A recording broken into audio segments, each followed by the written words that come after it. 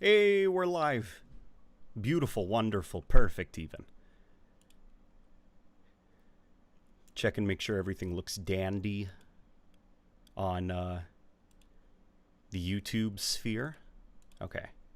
It is looking good. Let me now share this to X, formerly known as Twitter.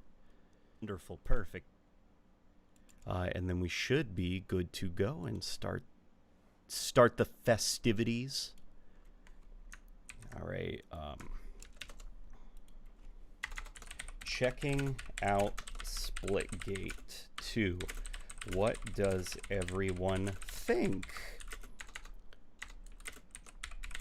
Come join if you'd like to discuss it. All right, and then maybe I should at them. You know? There we go. There we go. Yeah, that'll work out just fine. Hey, Volks is here. Halo Stop Motion and Reviews, who just says the word poop. We got Phil Swift. Destroyed my car today. Doing really good. Phil Swift, there's always something happening with you, buddy. You doing okay? Just came from the Killzone VOD. Was that entertaining? Alrighty, it's calibrating video settings. What's up? Listen up, Ace. It's time for the fourth round. We're down by one, so it's do or die time. Put on your game face and let's make it to the final round so we can get the win. The zone is active. Move into the circle to start the capture. That was extremely loud. I apologize. That smart wall he put down will block your shots. It's fun, but the maps aren't designed very well. Pretty restrictive portal placement. Yeah, I saw prior to release, at least, that it seemed as if Nice move. Now they're limiting where you can place portals this time around. This is totally on rails, by the way. I'm not controlling any of this. Use the arrow's rush ability to speed away with the health boost. Q. Okay. Yeah, I'm not playing this. I'm watching basically a cutscene, and every now and then it wants me to do a thing. Now eliminate the enemy in the zone below. That's a pretty interesting way to do a tutorial. Oh, and guess what? The wife is going to be joining me for this. I got a code for her, and I've actually got 2 more codes that I'll probably give out in a bit.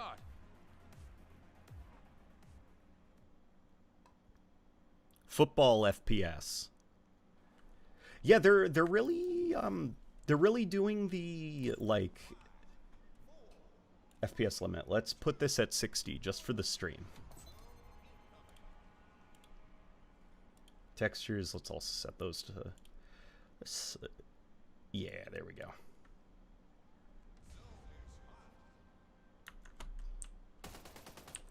Okay, there we go. That was a pretty decent animation. Oh, they've got aiming now. Okay. Let's see. Of course. Modern AAA video game. It has the Apex Legends slide mechanic. Pretty decent animation quality. Okay, we've also got Clamber this time around by the looks of it. Okay, so it plays like a fairly standardized, like, modern first-person shooter. Though, I do like this. If you try aiming with this SMG, you pull out the front of it, and it turns into like a little pistol. I really like the aesthetic this time around. The first game was kind of all over the place. I'll have to play a bit more to check out the aesthetic. But it's good to hear, I guess, that, like, you know, they have an aesthetic this time around. Here, you know what? This is like a bot match, isn't it? I'm going to get out of this bot match, and I'm just going to play with the wife. Currently still no Haven remake in Halo Infinite. I must say something controversial. Haven's kind of boring. I don't think Haven is the map to pull from Halo 4. If you want to pull a good map from Halo 4, one that I think would play really well in Halo Infinite, it's what's that map? It's the map that's like kind of overgrown a little bit. It's on like a massive Forerunner bridge like thing, and there's that kind of like tunnel system underneath it with the big hole in the middle, and the energy sword usually spawns in that tunnel system underneath, you know, and there's that one of the spawns kind of overlooks a massive lake where like a big Forerunner thing is shooting a sun or something into the sky. All right, my love, I sent you an invite. I sent you an invite. Oh, you did? Okay. Oh, there you go. Okay, I accepted. All right.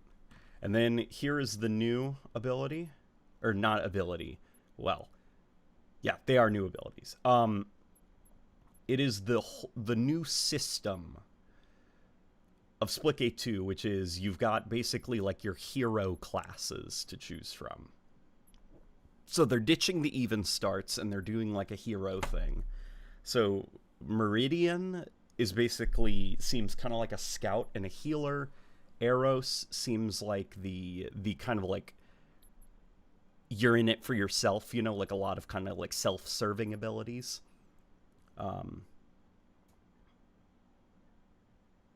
And then this guy seems more like support, you know, he can deploy like barriers that you can shoot through but the enemy can't, you know, like we've seen that trope in like other, you know, games, kind of like Overwatch. But I guess we'll try out I guess we'll try out this guy for now. No, not Longbow. No, it's not. Is it called Longbow? It was a launch map for Halo 4. It was 4v4. It wasn't big team battle. That map is great. Haven, I think, is boring. But that map is, like, genuinely awesome and kind of, like, interesting in its designs.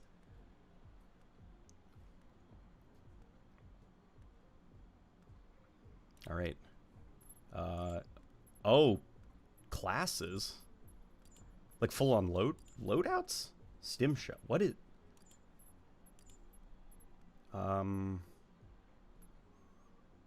Okay, I didn't even get a chance to look at... This is really different from Splitgate 1. Okay. Also, Pistol has glowing sights. Oh, hi, cutie. Oh, boy. Oh, this is like the DMR.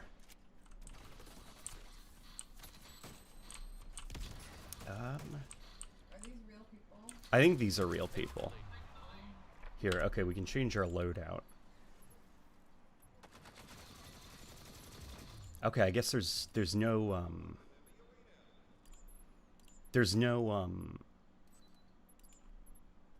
it doesn't look like there's a battle rifle? Do you have a battle rifle? I don't know. Yeah, I don't even know what's going on, to be honest. Solus. Yep, that's the name of it. Thank you. Goober Matorial, says Joy by Jay. I don't think that's the name of the Halo map, but crouch to hold. Hang on. Let me remap some of these sprints. I will put on C. Okay. Let's unbind this. There we go. Aim down sights hold, aim down sights toggle. Let's do a toggle, okay. There we go, okay. Help! Alright. Round lost. Target score reached? Wait, there's rounds? Okay.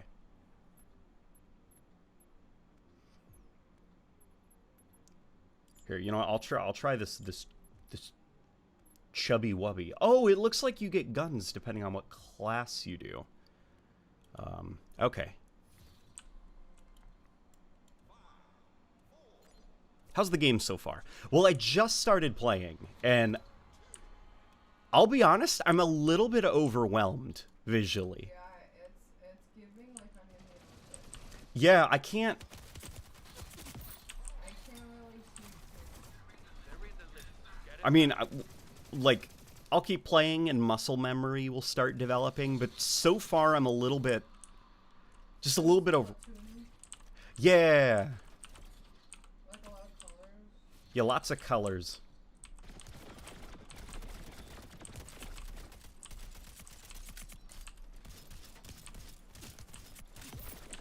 Okay. The weapons, though, I'm trying to... I don't think they're hit scan. I think they're projectile.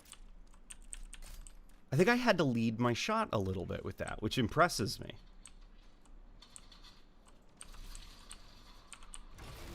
Oops.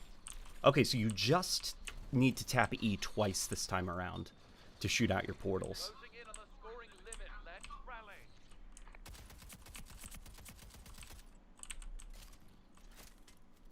Let's see. I learned about you when I saw you comment on one of T-Dog's live streams. Hey!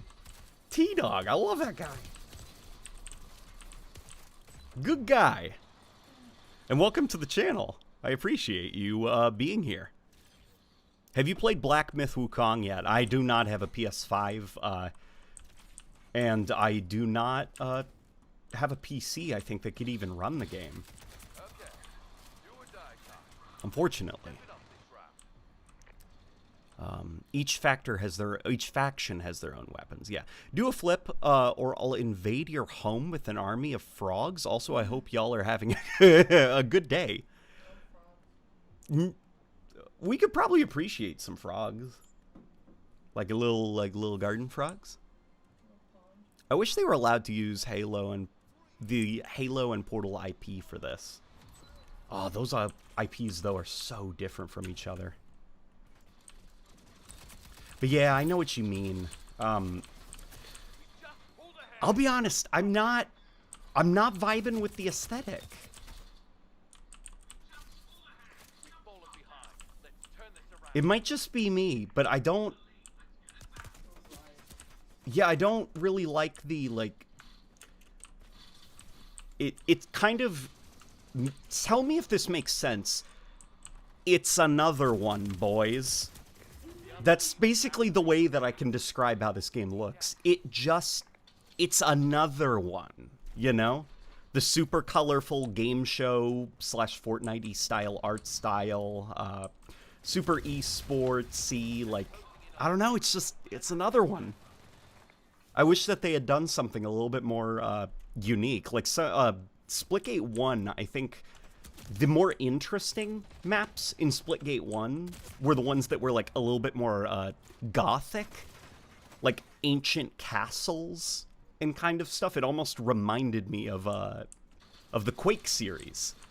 How that was, like, a shooter that had, like, a weird kind of, like, old school, like, gothic fantasy aesthetic, which was very unusual.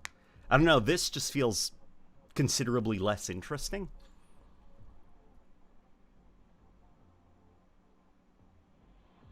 I don't get why they dropped Splitgate to make this game.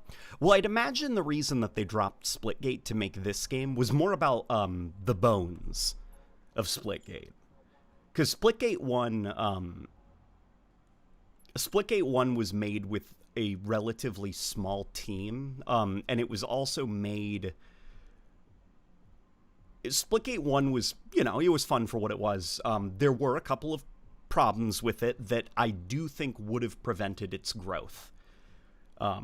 Mainly kind of like the lack of interesting weaponry in the game, and then the way that they designed the portal system. It's fun for specifically the 4v4 stuff, but beyond that, there was no way that Splitgate could grow, I guess, beyond Splitgate 1, unless major changes were made. And I guess for the sequel, what they thought was needed was... what they thought maybe Splitgate needed was, you know, like more dynamics to the combat. Because Splitgate 1, you didn't even have grenades. So it was just guns and melee. That's it. That's all that combat was, guns and melee. But here now, there is a little bit more to the combat loop. Oh, babe, if you jump and then hold down the jump button, you, like, activate, like, a little jetpack. So I can totally get why they were like, people like this Splitgate thing that we're doing. Let's make a sequel, this time with a stronger foundation, so it can be built off of, you know, for years to come. Because Splitgate 1, they didn't really have that wiggle room. The game was too restrictive in what it was.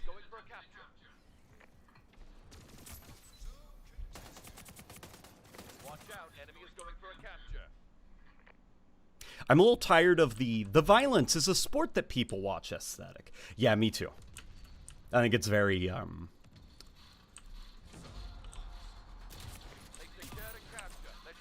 you know, I'm going to keep playing. I'm going to give the game a chance, but, definitely the art style, it's, you know, it's another one.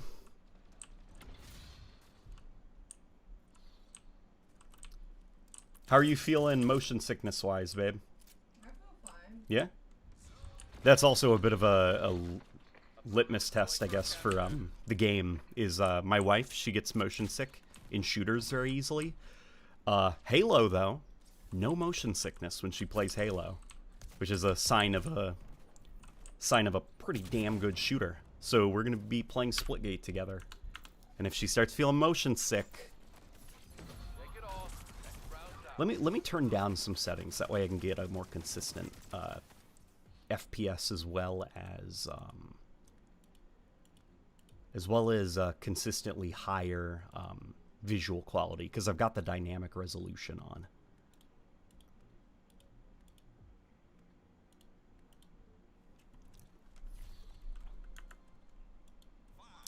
I'm worried it'll die out because it looks really sweaty, not gonna lie. No room for newbies to learn. Well, there's already a couple things that I'm noticing. Sweat City, as my wife says. Strafing immediately off the bat, you know, coming off of Halo Infinite, strafing isn't nasty. So I don't think it'll be as hard to, like, kill people as Halo Infinite. So it might be a little bit more casual friendly that way. There are also less places to put portals this time around, which they probably also did to simplify the gameplay rhythm a little bit, which, you know, Splitgate 1 fans won't like that too much. But we'll see if the casual crowd eats it up. And then to further throw in a couple more goodies for folks, they're doing this whole hero shooter thing where you have, like, these hero abilities. So the combat won't just boil down to your guns and your melee attack. There's some ways to contribute, I guess, to combat.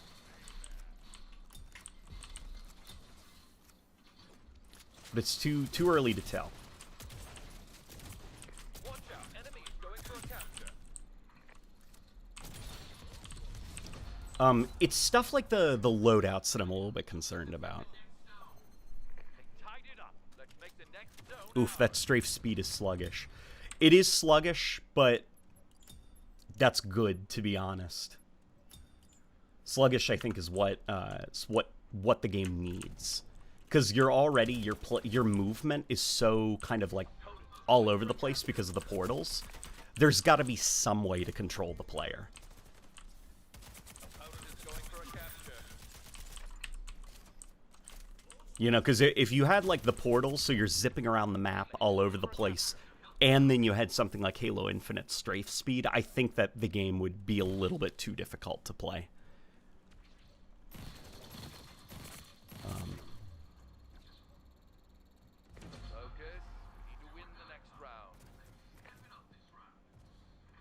If they hadn't announced starting Splitgate 2 like a few weeks after I got into the game and bought a battle pass, I'd be more happy about this game existing. Aw, dude, I'm so sorry.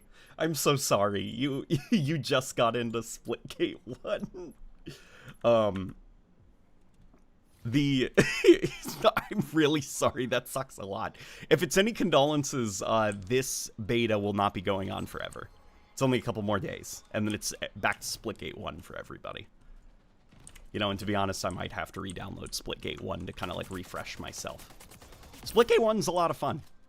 If you're a fan of specifically, like, Halo 5 type games where they're very, like, I'm thinking Halo 5, Destiny's Crucible, like, games that are very focused on kind of, like, expressive player abilities, and you being kind of like a one-man army, then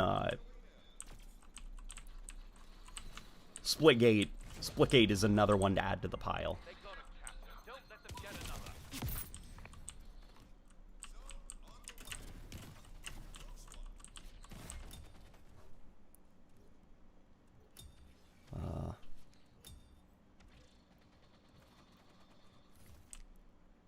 Oh, it's a beta. Okay. No, it's not even a beta. It's actually an alpha. And I will definitely I have the Splitgate developers on the horn. Oh, I was spectating you, babe. I saw you at the BR getting that guy. Have you gotten any kills yet, babe?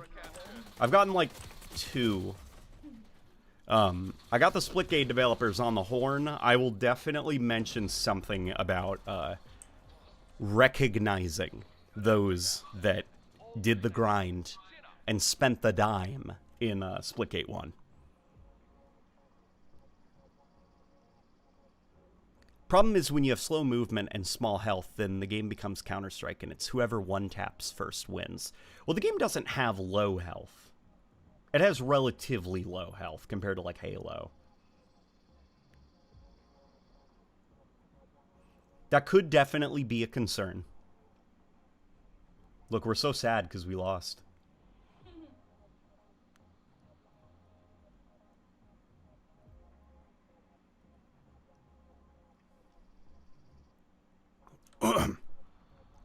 True, one of my issues with Splitgate 1 is how everyone was flying all over the place at high skill ceilings. Slower movement and greater health allows for a tactical approach. Yeah, it's the problem that a lot of mobility and expressive multiplayer shooters have, which is if the skill gap primarily comes from a core move set that you have as just player abilities, like whether it be like a thruster or a portal or a jetpack or something like that. If that's where the actual skill gap comes from rather than an external sandbox or map design, then unfortunately that means the good players, they're going to get good, really good. And the only way for you to really take them down is by getting good yourself. And, you know, human reflexes are very limited. Some people just are more reflexive than others. And if you can't catch up, you know, then you got to find a different game. Whereas games kind of like Halo, they allow for, or I guess, you know, like the classic style Halo games, which are more focused on like the external sandbox, the interesting maps and stuff, you know. If you're not very good with landing headshots with the BR, well, hop in that Warthog. You know, and if you're not good at getting kills with the Warthog, maybe you're good at driving it. There's many different ways to contribute. And unfortunately, games like Splitgate, like Halo 5, like Destiny's Crucible, those are very, very much about, like, you gotta keep up or get out.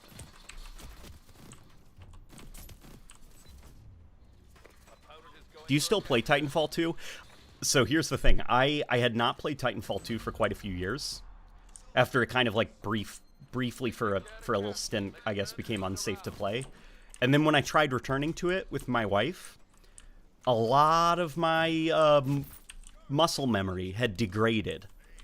And the game was impenetrable because of how good the existing player base has gotten. Like, I could not pick back up my skills and get back in the saddle. So I just had to kind of like be like, well, I did enjoy Titanfall 2. I did enjoy it when I was younger, but I guess I just, it's not for me anymore, you know?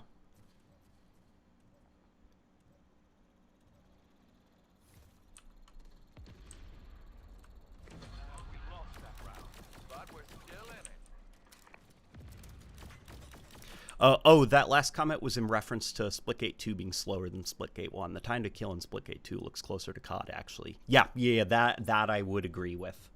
It is more Twitch shootery. Babe, do you get Halo feelings from this? No. Do you? I don't feel a lot of the Halo-y. No, I don't. What are your thoughts? It's like something different. Is it fun, or is it kind of like... No, it's not fun because I'm losing. She says it's not fun because she's losing. So I think it's a skill issue. She said skill issue? Okay. I'm extremely bad with the battle rifle. So we'll try the assault rifle on these meridians. Watch out, enemy is going for a capture. The British guy's alright. But why is like their announcer... Why do they have two different announcers?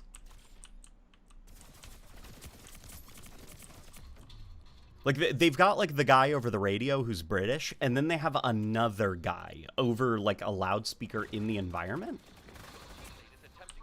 Why not unify the announcer?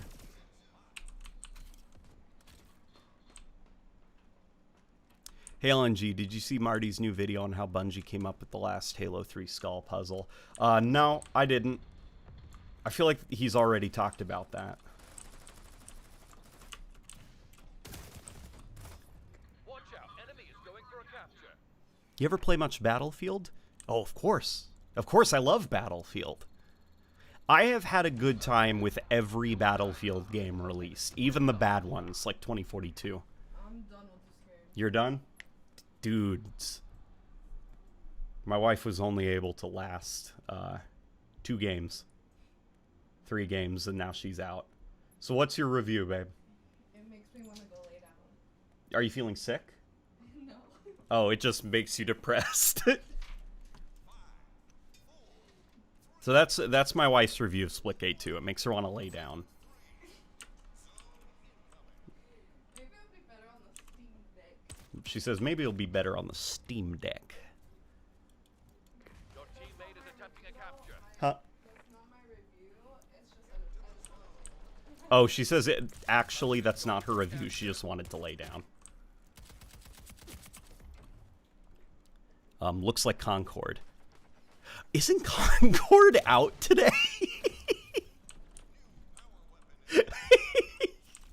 Watch out, enemy is going for a capture. I forgot about Concord. What's happening with that mess? I haven't been keeping up. How's good old Concord doing? Okay, the shotgun I seem to be doing the most amount with. Okay, let me actually put some thought into this. Get additional reserve ammo on kills. Well, I'm not staying alive long enough for that to matter, so we'll put ability recharge. Increased melee damage. Okay. Alright. How do I melee? Your teammate is attempting a capture. Ah, that is a grenade here. I'm going to put melee on F. Is that okay with everybody? F. V. What is this? There we go, all tied What are we, cavemen? Okay. There we go. Alright. Okay, I will give this a what's the saying? A Scotsman's try? I don't think that's a saying at all.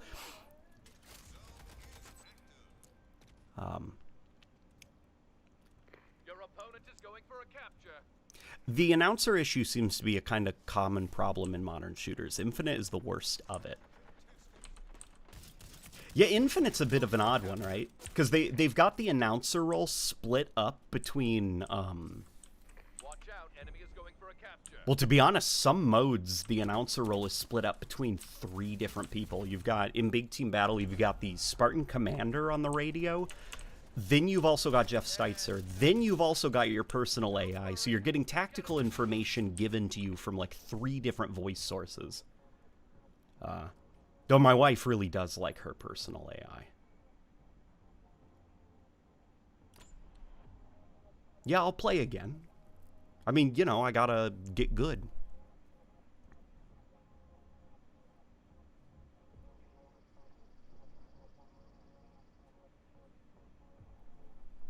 Why do these maps nowadays look so randomly generated?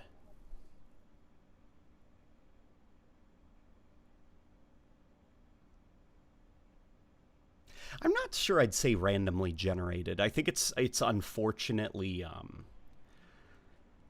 well, if you think about it, like esports arenas, paintball, those kind of things, Like, if I say the Olympics, what are you going to think of? You're going to see that stadium, aren't you?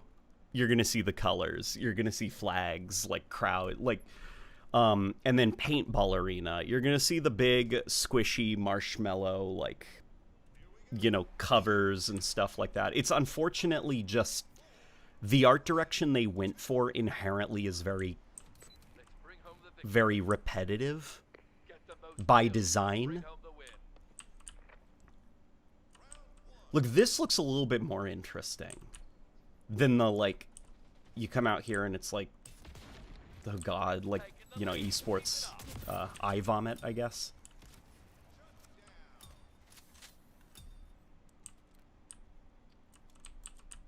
I do wish that they were more, though to be fair, I'd imagine that since the game is going to be free to play, the aesthetic, what they're also considering is monetization vectors. Which does matter, you know, if the game's going to be free, like, you know. Who am I to complain, you know? There's got to be a business model there. And so, the business model is going to inform some of the art direction for the game. And if it's like a happy, safe esport, like low stakes kind of thing, then you have more room for, like, you know, like your fursuit characters rather than like Call of Duty, modern warfare, Afghanistan warfare, like, and you have a fursuit guy running around.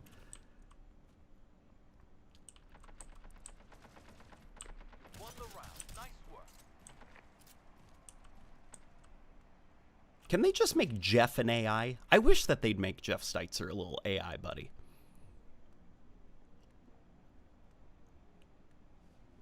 Volk says this game does make me want to lay down.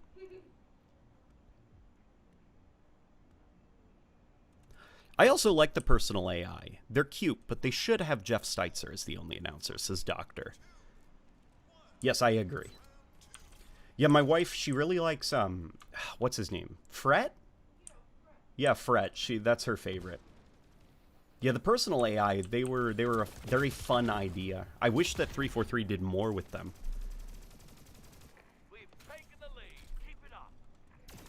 My main concern is that the fun portal mechanic will take a backseat to the esports hero abilities. Does it feel like that? Well, if it makes you, if it validates you at all, I've only just started using the portals because I remembered that I had them. So I do think, I think that you're probably going to see a period of no portals being used, and then as everybody starts to get better at the game, then the portals will start coming into use. But there probably is going to be a brief stint where everyone's focused on the hero abilities, and then all it's going to take is, you know, oh, hang on. I can't equip anything. Somebody said put melee on the middle mouse bar, or the middle mouse button. I might have to do that. All it's going to take, you know, is like the player kind of like running around, trying to like figure out the game, you know, dying a lot. They start using their hero abilities. Oh, they're starting, you know, they're figuring it out a little bit. And then they're going to see a guy across the way from them, and they're going to use their portal for the first time. And then they're going to realize the portals are actually really impactful, and then they're going to start using those. And, you know, skills start to build up. But, right now, what my brain is really struggling with is, there's just, like, there's a lot of abilities, I guess, including the portals.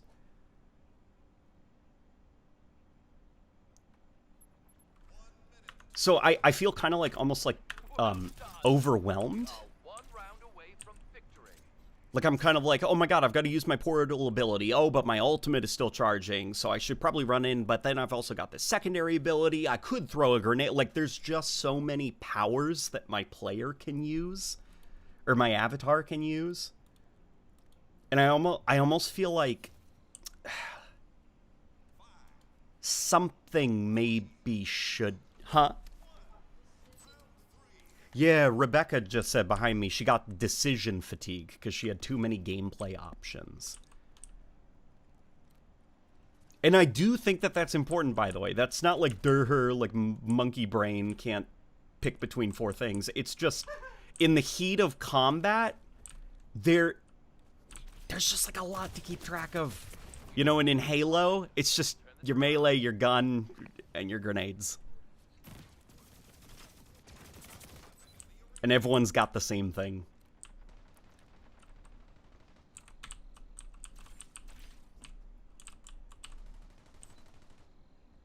I feel like maybe the hero abilities they could have gotten away from and just had, like, you know, grenade and portal. And then had, well, no, then they'd be just overtly copying Halo. I was gonna say have, like, these powers be, like, pickups. But then really that would just be copying Halo. I'll keep playing. I'll figure it out, but you mentioned being concerned about that, and then my wife behind me just said, "Oh yeah, I felt decision fatigue." So chances are more people are gonna start feeling that way too.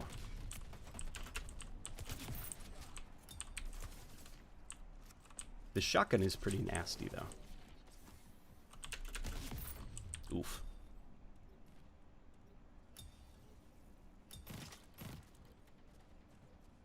TAA in a competitive game. I mean, yeah.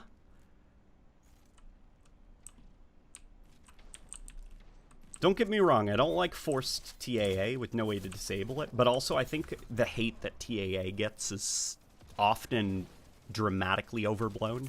At least in, like, a multiplayer shooter that is so color-driven, you don't need to see the individual limbs. Usually, like, in perfect visual clarity. It's just like the color is there, and then you whip your view over to them and start firing. It's not like Counter-Strike, I guess, is what I'm trying to say. But yeah, I am somewhat unhappy to see that TAA is forced. I do wonder if they could have,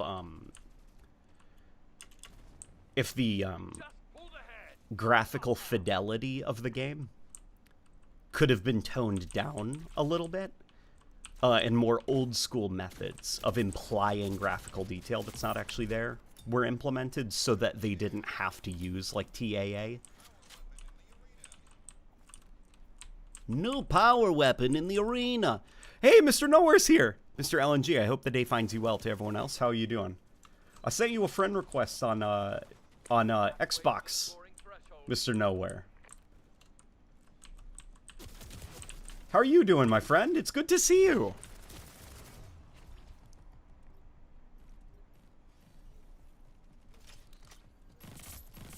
We're currently playing Splitgate 2. It's a very different game from Splitgate 1. Splitgate 1 was a lot more like, you know, everyone makes the Halo with portals comparison.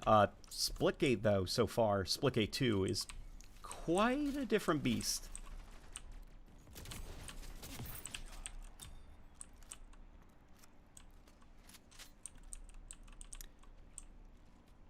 TAA is basically required if they want to use Lumen and Nanite. Those are the big names that people get excited about. Well, it is genuinely, like, really impressive technology, Lumen and Nanite. But it's not just about Lumen and Nanite. It's also about like the graphical fidelity of games getting better and better and better. But the hardware has kind of slowed down a little bit. And so in order, as well as, like, you know, power consumption, at some point you've got to start even optimizing your game for, like, power consumption. And it does make more sense to have kind of, like, all the assets and the game world itself be inherently rendered in a very, like, fuzzy, kind of lower quality way, and then using post-processing techniques to build back in that detail, so that to the layman who doesn't know any better, the game appears fine. Like, the game seems very high quality. When in actuality, it's a bunch of different technologies that are kind of like coming together to build up the look of the game. Like, you probably wouldn't have, like, modern games look as good as they do if it wasn't for TAA. Like, we'd probably hit kind of like a graphical stagnation point where we can't really push model complexity any further. We can't really push lighting any further. Because it's just like, if you're going to render all the assets and the game world at pixel perfect max quality. Your teammate is going for a capture. I just realized this game has attachments. Thanks for friending little old me. I'm doing good. Oh, Mr. Nowhere, you're not little old you. You still play the Xbox after building your PC, dude?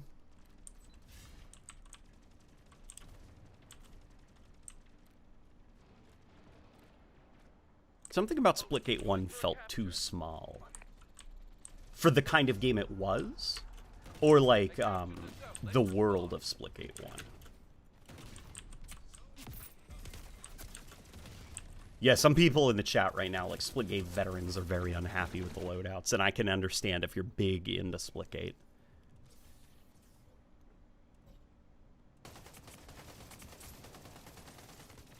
Does anyone know why Infinite Pros are banning weapons again? I heard they're only keeping the BR and Bandit. I don't think they're only keeping those. No, they're doing like gentlemen's agreements for certain weapons, and I think that that's a little bit. It depends on the weapon. There are some things like the Heat Wave where I'm like, come on, guys, like the Heat Wave's fine, but I do understand if it's like other things that are genuinely like disrupting competitive Halo. Like, it's ultimately, it's up to them. If they have a problem with certain weapons, then I trust their judgment over like myself, who doesn't play competitive Halo. You know? Thanks for friend. Oh, I already read that.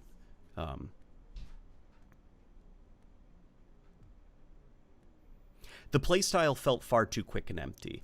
Ah, that's what you mean by small. Yeah, so that links back to something interesting that I said earlier. Some folks were like, why are they making all these changes? Why hero shooters? Why loadouts? Or why the hero shooter route and loadouts and all this stuff. I'd imagine the reason why is actually because of that. Because Splitgate 1, there wasn't really a way that they could have expanded it. Like, I know Splitgate 1 had, like, a dedicated fan base. I actually quite liked the game. But it is also safe to say that, like, Splitgate 1 was very limited in how it could grow. When it came to combat in Splitgate 1, it was your gun and your melee attack, and that was it. That was the game couldn't go anywhere but that. Melee attack and your gun. And the skill gap of Splitgate 1 came from your portal usage. So the problem was, as players got better and better at using their portals, it actually got harder and harder for like casuals to get into the game. Which is fine for a niche game, but, you know, like, they wanted to make something a little bit bigger. So they are injecting more factors into the combat loop, such as attachments, hero abilities, grenade types, and stuff. Because if you think about it, in Splitgate... No, not in Splitgate. Let me say that sentence again. If you think about it, as human beings, we all have limited reflexes. You know, some people are just more reflexive than others. They can react and adapt to situations on the fly much faster. It's those people who go crazy on Twitch, you know, like bunny hopping, slide hopping around and getting quick scopes. Not everyone can play like that, but it doesn't mean that you're bad at the game. Because some games allow you to contribute in other ways. Like in Battlefield, you've got the vehicles, you've got deploying med kits, ammo kits, you know, artillery. Like, there's so many different ways. You don't have to just get a bunch of kills. to contribute to the team. And in Halo, it's the same thing. You can drive a Warthog if you want. You can be on the Warthog gunner seat, which is a lot easier to use. You can sit back with a shotgun and kind of like wait for people to come to you. Like, and you can even take advantage of like the throwable fusion coils and stuff. Like, there's so many different ways to contribute to combat than just headshotting folks with a BR. The problem with Splitgate was that was all you could do, is, you know, headshot folks with a BR. So they've got to find ways to allow folks to contribute to combat in ways that aren't just like insanely fast reflexes and getting a lot of kills. I was looking at the Halo subreddit, and I was just surprised to see how many people look at Halo 5 as a good game now, as if it didn't shatter the story and gameplay. Why is it that you think that? I think it's nostalgia. Enough time has passed that the people who did grow up with Halo 5 are now starting to be a little bit more vocal. The people who are feeling nostalgic about it.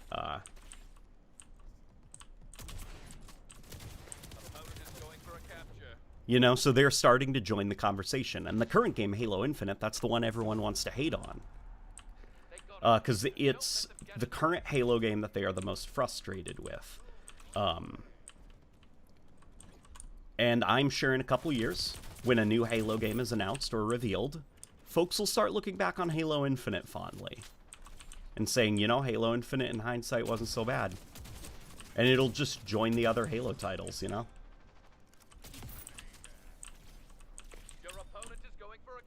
Oh, that's how I close portals. Okay, Z. Damn it. Okay.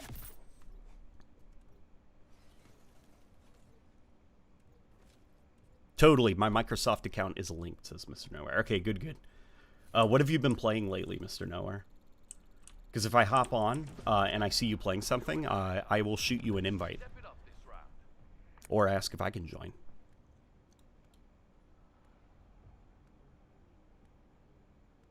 Splitgate 2 has a Halo 5 beta vibe. I don't know how to explain it. You know what? I think I do. Watch this. Okay, watch what I'm typing. Is that the vibe you're getting? Because I totally see it. It's that Esports. That Esports, like the kind of like Tron grid look. Like the esport of the future type look. Okay, I am losing my mind right now because my controls are all over the place and some of my Halo muscle memory is kicking in. So we are going to do a quick refresh. I've got crouch on shift, sprint on C, interact will definitively be set to the E key. Creating portal left, create a portal. No. Okay. Portal will now be middle mouse button. Ping. I do not need ping. I do not ping when I play games. That's not me condemning pings, by the way. just to clarify. And then there we go. Melee will be F. Okay. Good. Okay, that feels more natural to me.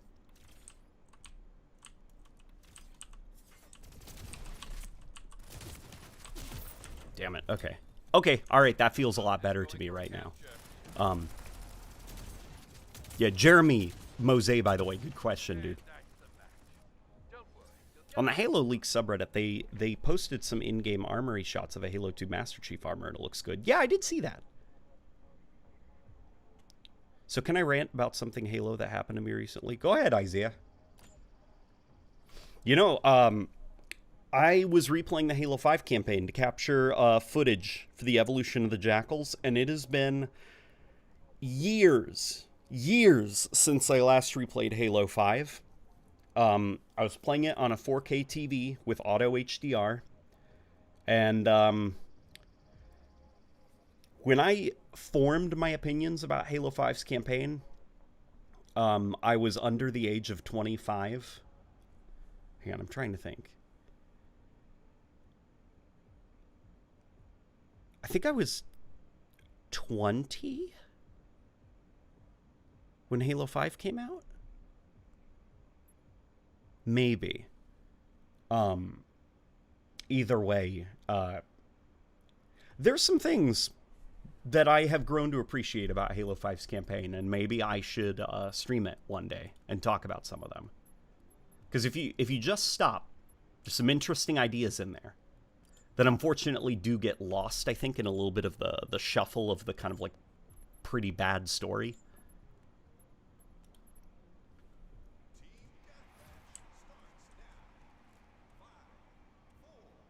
No pinging? Where's the teamwork?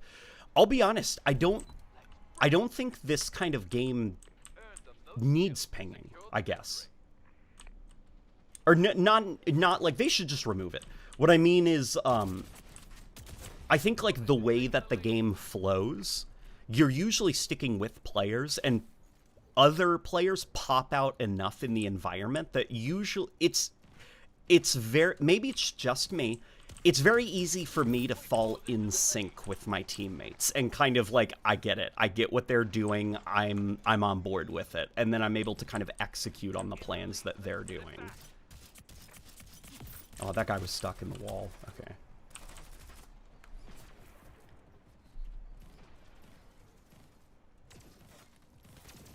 Heads up. Opposing team is halfway to the win.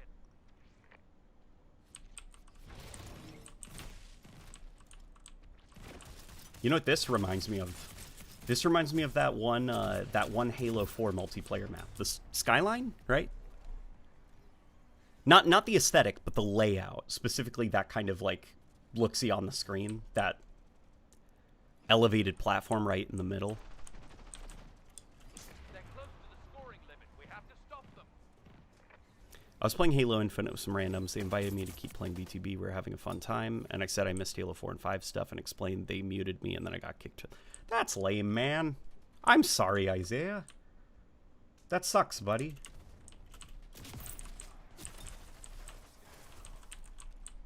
Shake it off. The general aesthetic, too. It looks like a Halo 5 B knockoff, but in a good way. It looks like they saw the final Halo 5 multiplayer and thought, fine, I'll do it myself for Splitgate? Oh, man. Splitgate 2, I'll be honest, I unfortunately don't like the aesthetic too much of the game.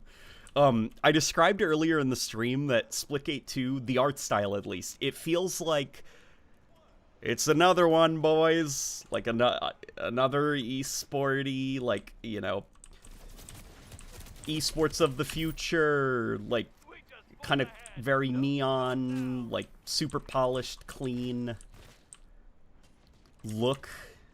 I don't know, it's just not very unique. You know, it's just another one. You trip over these games nowadays, just walking around. I kind of wish that they leaned more into the, like, gothic castles and stone ruins from Splitgate 1 and did something a little bit more interesting with that.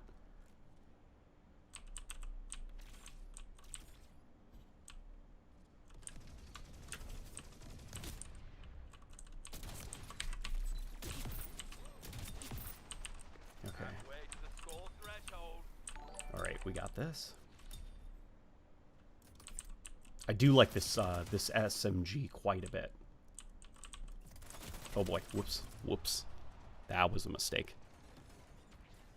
Nearing score threshold. Keep it up.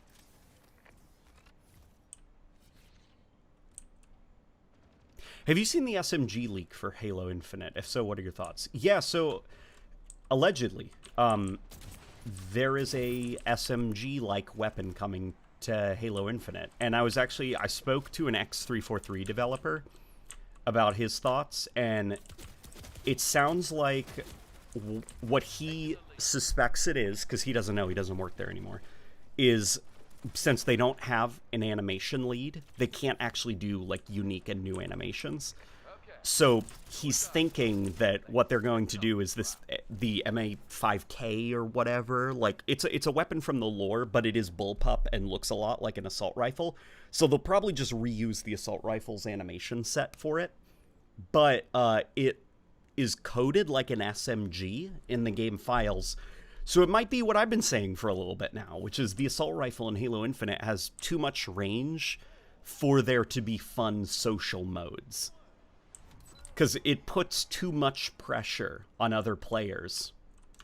Because it's very easy to use at range and has a very fast and unpredictable firing pattern. So they're going to be adding an SMG-like weapon to the game. And then maybe, you know, that'll become a new starter for socials. And then we'll be able to get back to a little bit of that, like, pre-Halo 5 social Halo atmosphere where it's a lot less sweaty because the starter weapon has less range to it.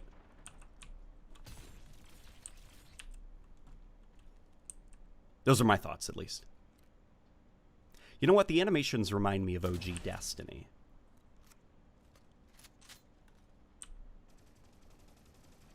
Yeah, I can see it. At least for the shotgun. There are some animations here that I think are a little bit distracting.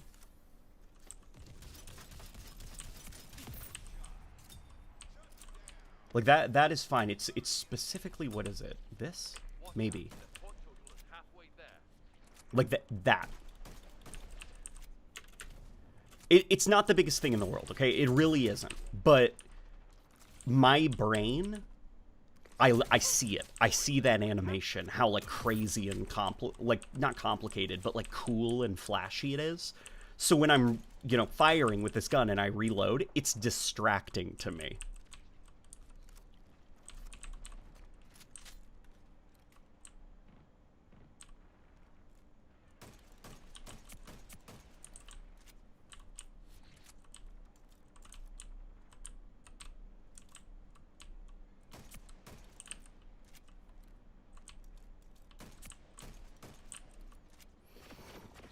Yeah, I hope that they have some kind of, like, classic mode for Splitgate 2.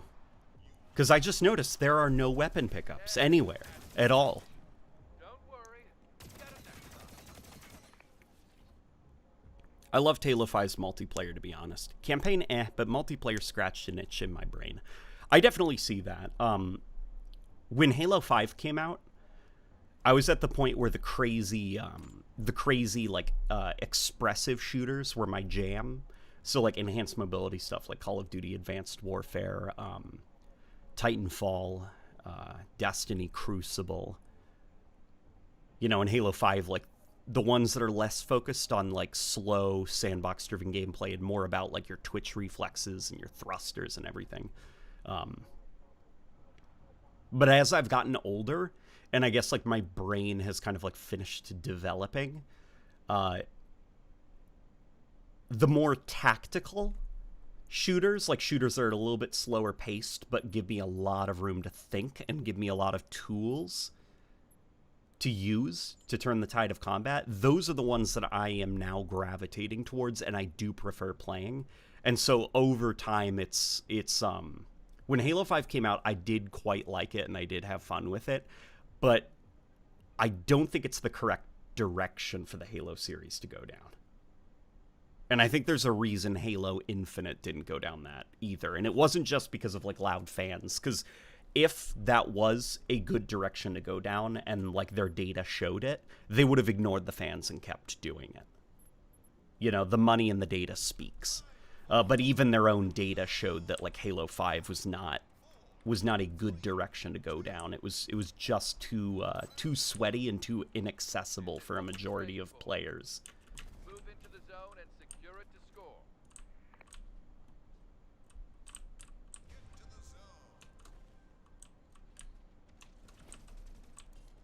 Opponent is going for a capture.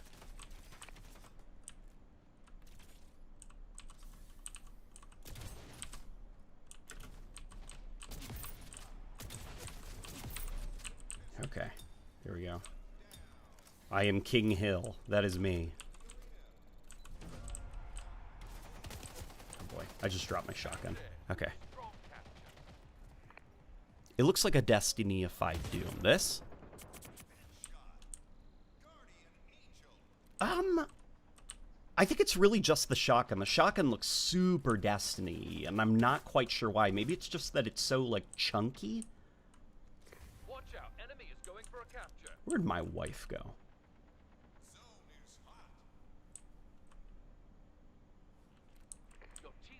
attempting a capture. The jetpack reminds me of BO3's jetpack. It is a lot like Black Ops 3. If you've played Black Ops 3 before, this jetpack is very similar. Opponent is going for a capture. Okay, that's a strategy that still works. That's fun. Is going through a portal and then zoop, closing it right behind the guy. That's fun. Okay, some Splitgate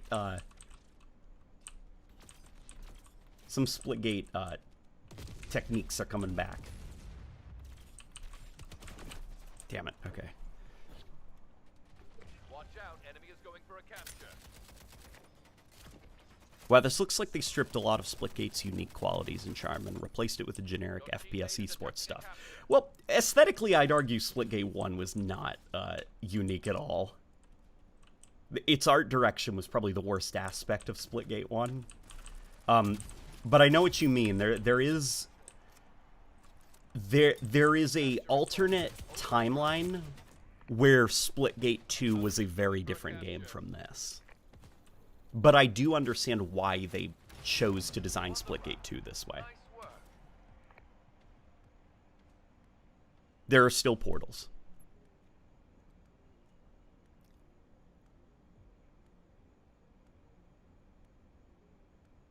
The best way that I can with Halo Infinite as an example, this is going to relate to Splitgate then. Okay?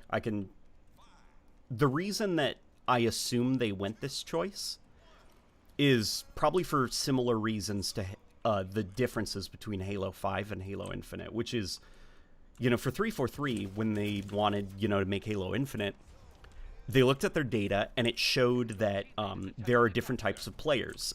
Some players are more support. Some players are more fun, where they just want to have, like, a good time and build memories and experiences, and they want a sandbox that can naturally generate that. Like you're crazy, flipping around in a warthog, having fun, doing something crazy on a gravity lift type stuff.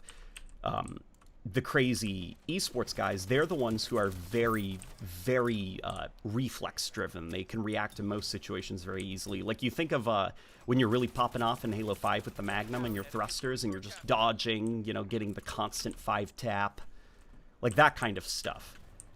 And then there's the support players where they want to drive the warthog. They want to sit back and deploy the shields for folks. They want to, make sure that like people aren't getting the power weapons before the other team. And what they found was that Halo 5, it catered overwhelmingly towards Twitch shooter reflex driven players, and was very basically the other two groups did not stick around with Halo 5 for very long. And outside of the Halo community, they found that as well, is that, like, people who had very fast reflexes, they enjoyed Halo 5. But for everyone else, there just wasn't a lot there.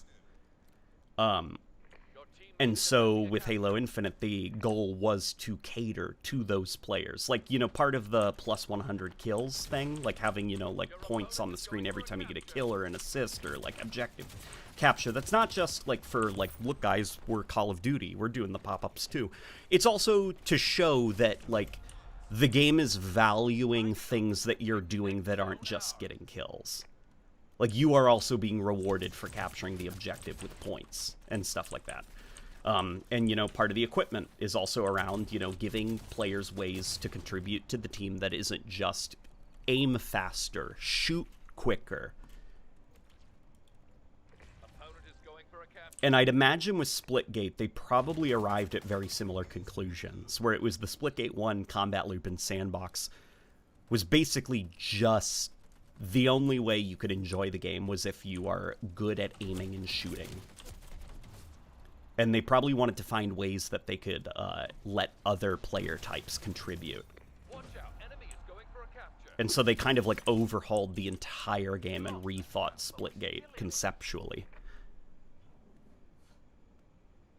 The data, look at the data.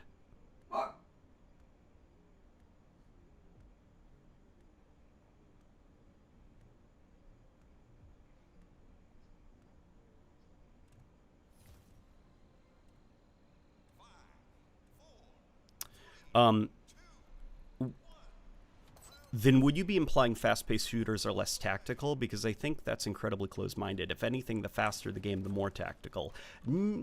I wouldn't agree there. Because I think in order for something to be tactical, there does need to be room for a variety of ways to change the way it flows. And the faster the game, the quicker combat has to conclude, which means the quicker the quicker the game is, the faster combat has to conclude once combat is initiated, because, you know, that's the point of a fast-paced game. And, you know, enhanced mobility, the point of enhanced mobility is that, well, it's enhanced mobility. You don't need to worry about ledges anymore or, you know, second stories. Just fly up to them, man. You don't need that warthog. Just sprint. Sprint like your life depends on it. You know, like, that's the point of enhanced mobility, is it's to liberate you from levels and the sandbox. So, and that's not, by the way, a game being more tactical or less tactical isn't a slight, okay? It's not a slight. There are a lot of great games that are not as tactical as others. And that's to their strength, because they're not trying to be tactical, very, like, slow-driven, like, shooters. You know, they're trying to be very reflexive, and you are rewarded for being very sharp and very quick. Like, you're able to kind of improvise on the fly and adapt to any situation that's happening very, very fast. It's not an insult to say that, games like Splitgate and Halo 5 are less tactical than, like, you know, Battlefield or Classic Halo or something. Because that's exactly what they were trying to do. They were trying to be a little bit more, like, reaction-focused. They're the games where those who are fast and quick on the draw shine. And that's why those communities love those games so much.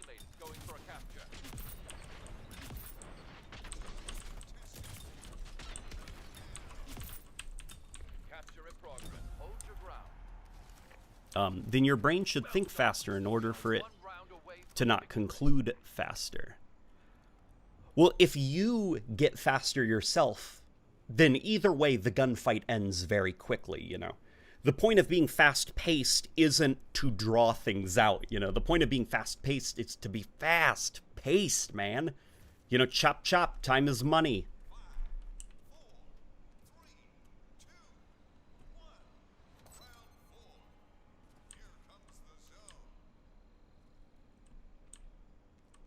Do you like the BR in this game? I will probably have to goof off with the BR a little bit now. Because I've been running around with the shotgun, just getting used to the new methods of play. Because Splitgate 2 is quite different from Splitgate 1. It is it's like... Oh my god, I'm going to sound like a lunatic saying this. It's horizontally slower. In some ways, it is faster paced than the original game, but in other areas, it is much slower paced than the original game. It's faster paced than the original game in that because there are way more combat variables going on, because of the hero abilities, the grenades and stuff, it sometimes feels kind of like, oh god, what's going on? You know, there's like 1,000 things happening. But then it's slower paced because, like, your movement is slower, there's less portal spots on the maps. You know, so it's just very differently paced. Counter-Strike has insta-kills and is super tactical. It does, but it's also a very slow game. Because it's basically insta-kill and no respawn. So, like, you have one life, and that life's gotta matter. And so because of that, you're going to play extremely carefully.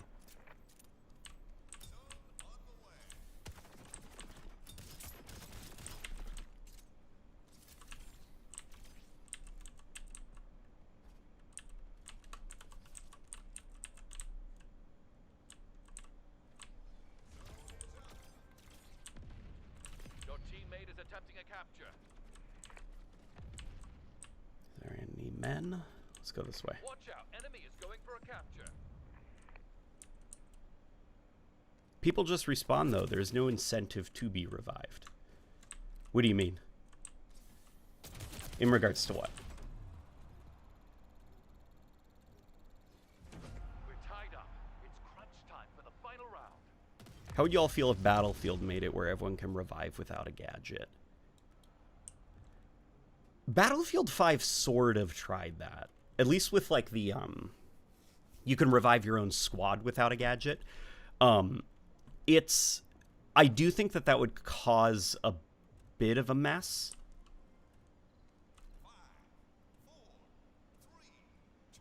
Oh, you're talking about Battlefield. I do think that would be a little bit messy in Battlefield if just everyone could revive each other regardless of if you have a gadget or not.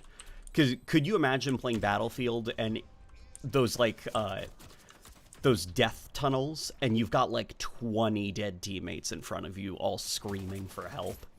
And just, like, one after the other, getting them all up. And everyone can do that. You can resurrect, like, an entire army in seconds. Because all it takes is getting one guy up, then he starts reviving, and then before you know it, you've got 5 guys reviving 5 other guys, and it multiplies. And just... nobody dies. No death. Everyone is in constant suffering. I could see it going badly very fast.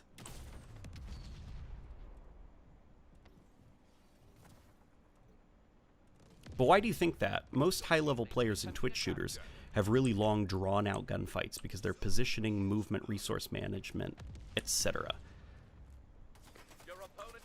Could you give some examples? Because usually when I watch Twitch players, like I'm thinking Call of Duty, I see really fast gunfights. People usually initiating combat by sliding into a room. You know, doing the YY, jumping around, and usually within a couple of seconds it's done. And then when they respawn, they're usually immediately sprinting to a vantage point, and, like, the cycle repeats itself.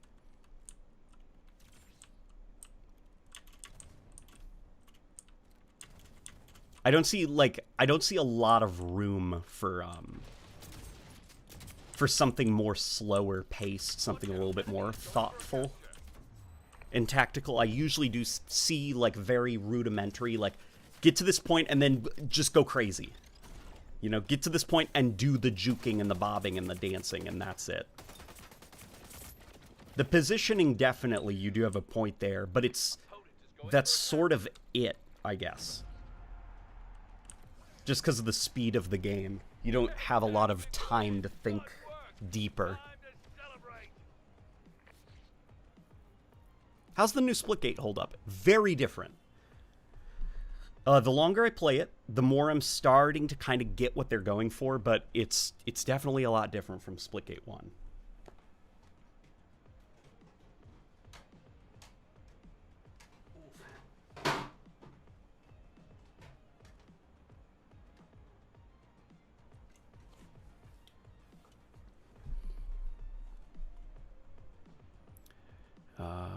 Battlefield 1 still is the best role-based gameplay to this day. I still have so much fun with how refined it is. Yeah, Battlefield 1, that game, I think, probably has the tightest balancing.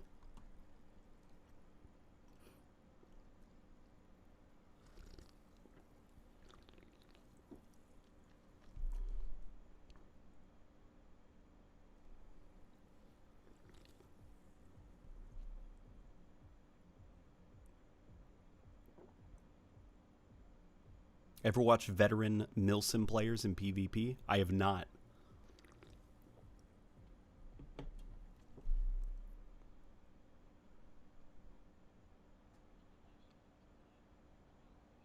You know something that is interesting, actually, talking about veteran Milsim players?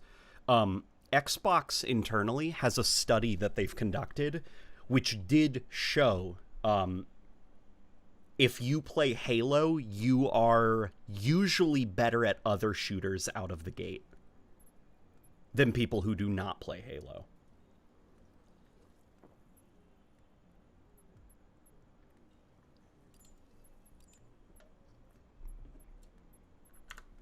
It's just interesting. Here, we'll try... I think it's these guys that have the battle rifle. No, no, it's not these guys. It's these guys that have the battle rifle. Ah, man, I didn't get to throw my attachments on it.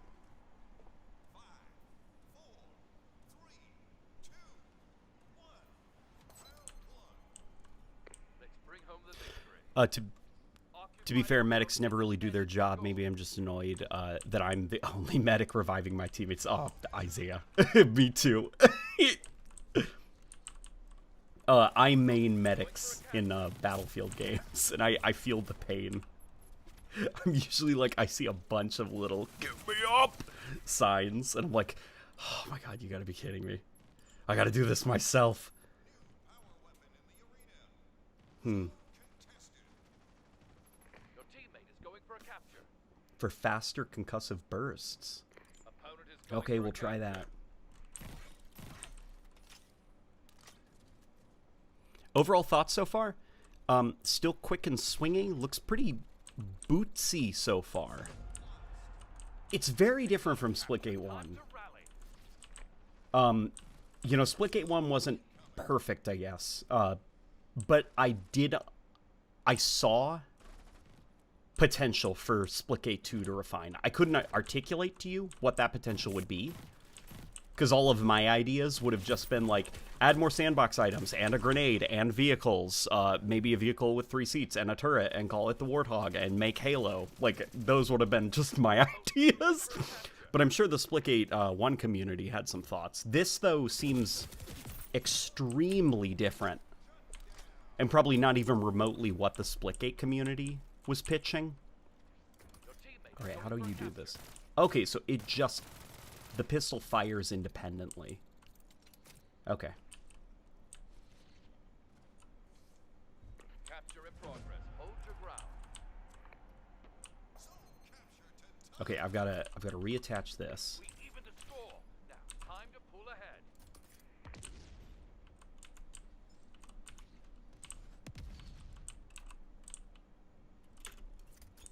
Well, oh my god.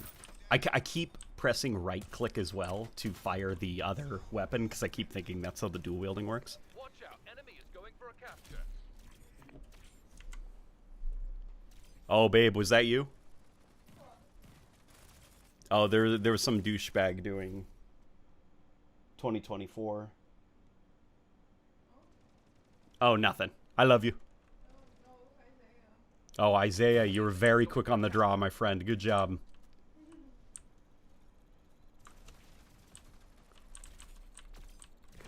won the round. Nice work.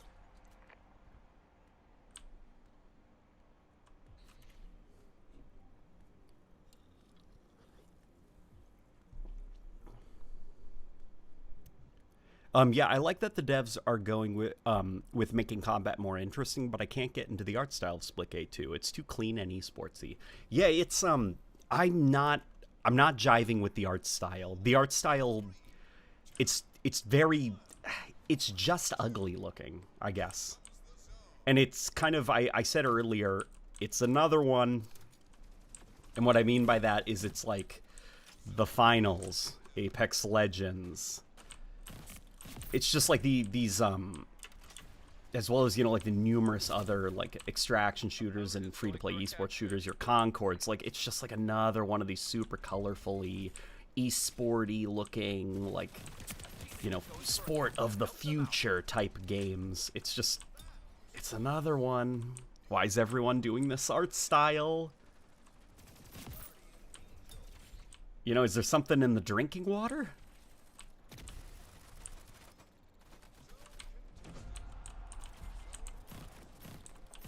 I don't know. Is this genuinely what the younger gaming generation is into? Now, if I had complete control of this game, Splitgate 2 would be a game about making tea for frogs in a garden. That would be a bold direction for Splitgate 2 to go in.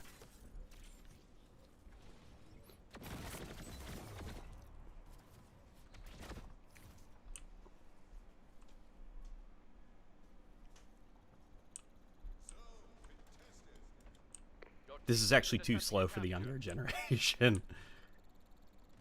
The TikTok crowd.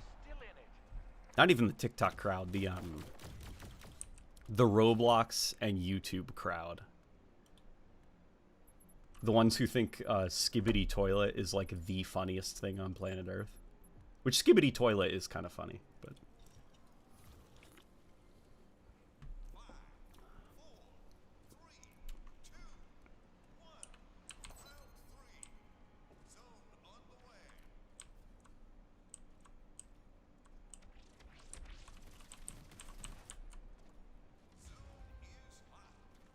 Asking the real questions, is there still Fiesta?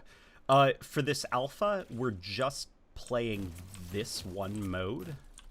So I don't know. There we go.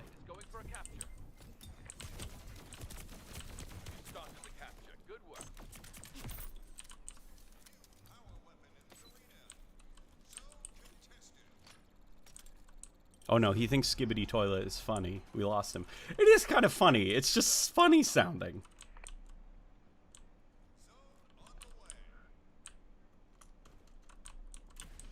I have a feeling like slapstick humor is slowly starting to come back.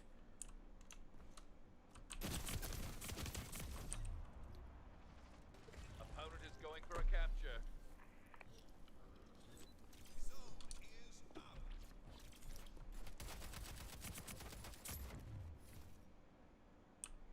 Have you seen the way some people play Modern Warfare 3?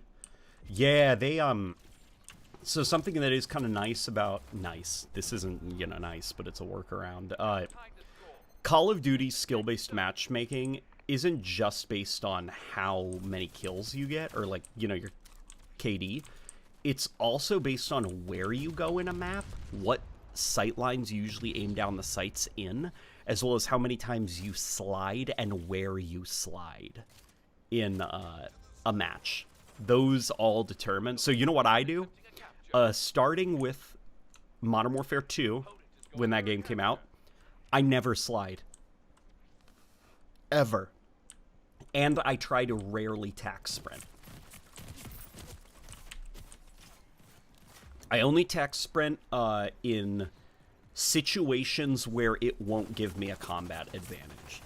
Like if I'm trying to just get to a place a little bit quicker, and then I switch to regular sprinting before I arrive there. But I never slide, never dolphin dive or anything. And I find that my matches aren't quite as sweaty as some of the stuff I've seen online because of that, because I probably fooled the skill-based matchmaking algorithm into thinking I'm not as good.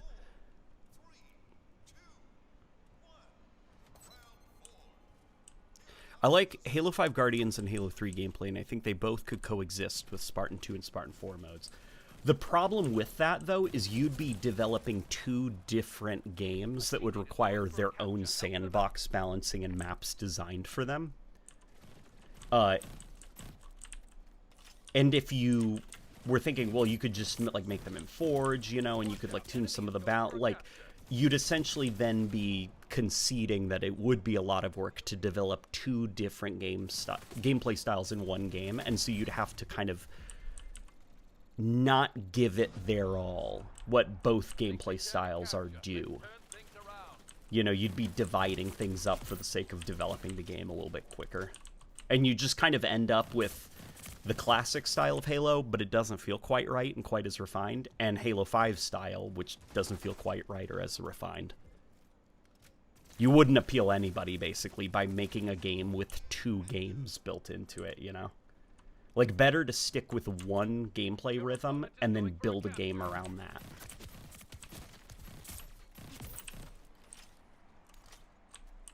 The BR feels alright in this game.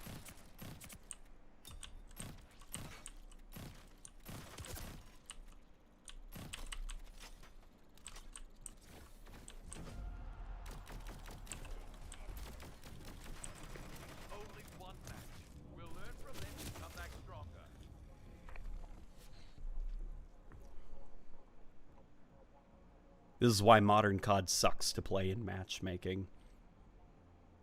Yeah, unfortunately, unless Call of Duty starts chilling a little bit on a lot of the crazy like tech and the I'm thinking of like the slide canceling, the crazy laser beamy type weapons, you know, the a billion attachments, like the crazy, like, unless they start simplifying Call of Duty a little bit and getting back to kind of like the 360 era of COD, where it's like, you know, your weapon can have 2 attachments, usually at max, maybe 3 if you're lucky, you know, heavy focus on perks and stuff like that.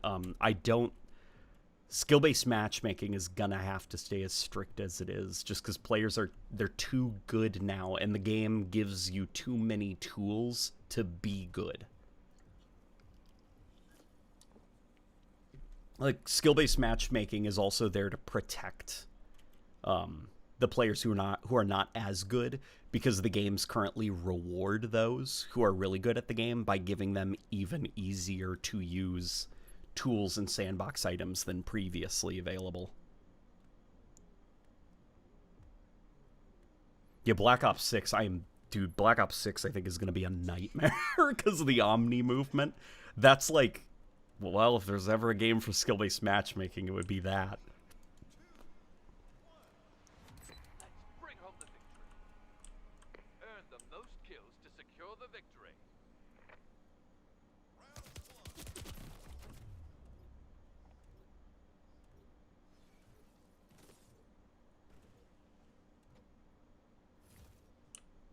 This plays more like Halo with portals, and I don't know if I like it. You know, it feels more like Black Ops 3 with portals to me. Just because of, like, the loadouts and stuff. Or, like, Destiny or something, you know?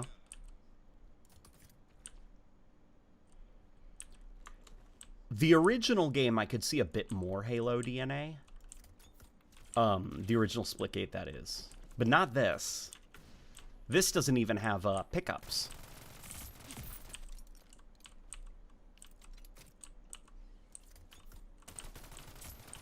Damn it. Okay. The video skibbity toilet is not funny, but the word is. Yes! Yes, I love you, babe. Thank you. Thank you for articulating what I was struggling with. Skibbity toilet is just funny. Like, skibbity toilet is not funny, the video. But, like, it's just funny sounding.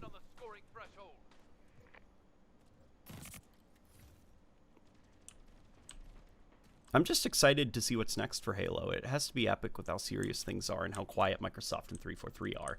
I'm 100% expecting the next Halo to be very different. Very different. In a way that will probably anger classic Halo fans, but also generate interest, because it'll be like the most different Halo has been since, well, maybe ever, to be honest. Oh. We lost that round, but we're still in it. Wait, no pickups? Now I don't think it will be as fun. Yeah, no pickups, there's loadouts. What do you think of the movement? People aren't using the movement as much right now, but I don't like slide mechanics in games. In shooters, that is. I don't like them. I think it works in Titanfall. But outside of Titanfall, I can't think of a single game that was made more fun by a slide mechanic. I can think of plenty, though, that were made less fun. It's just very, very exhausting when there's a guy coming at you, and the gunfight always starts like this. You know, with, like, a guy with a skateboard taped to his back, sliding along the floor, and just shoving a shotgun right into your knees. We've fallen behind. Let's turn this around. You know, or a guy spawning at the top of the hill, and then, like, instantly he's at the bottom of the hill because he slid down there. I'm like, what happened to pacing? Let the man run down that hill. Give me some breathing room.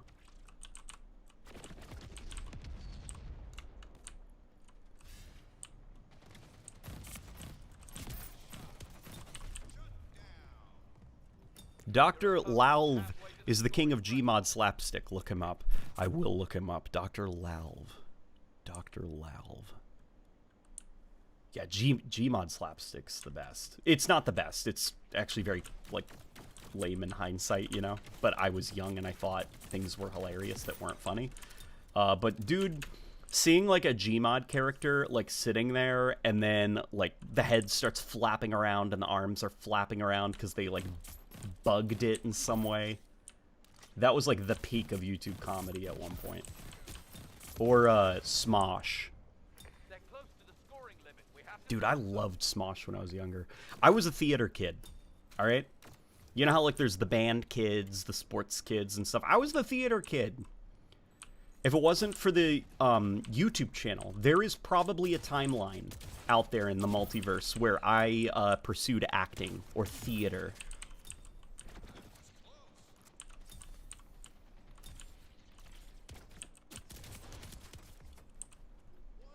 Titanfall is Sweat City, says Rebecca. It is. We tried playing Titanfall 2, and it is impenetrable because of how good players have gotten. The more breathing room, the lower the skill gap, though. Why would you want that? Sweat City.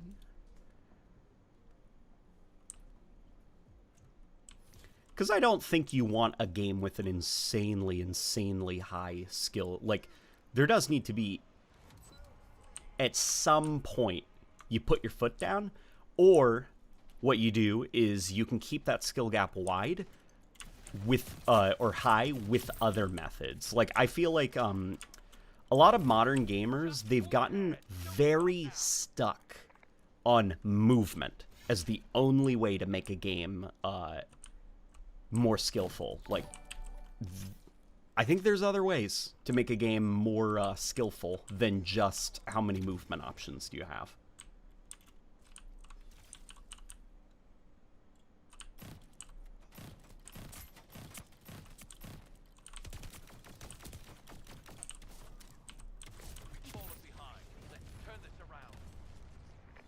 Poyo with the Titanfall disliking. I don't know how to feel.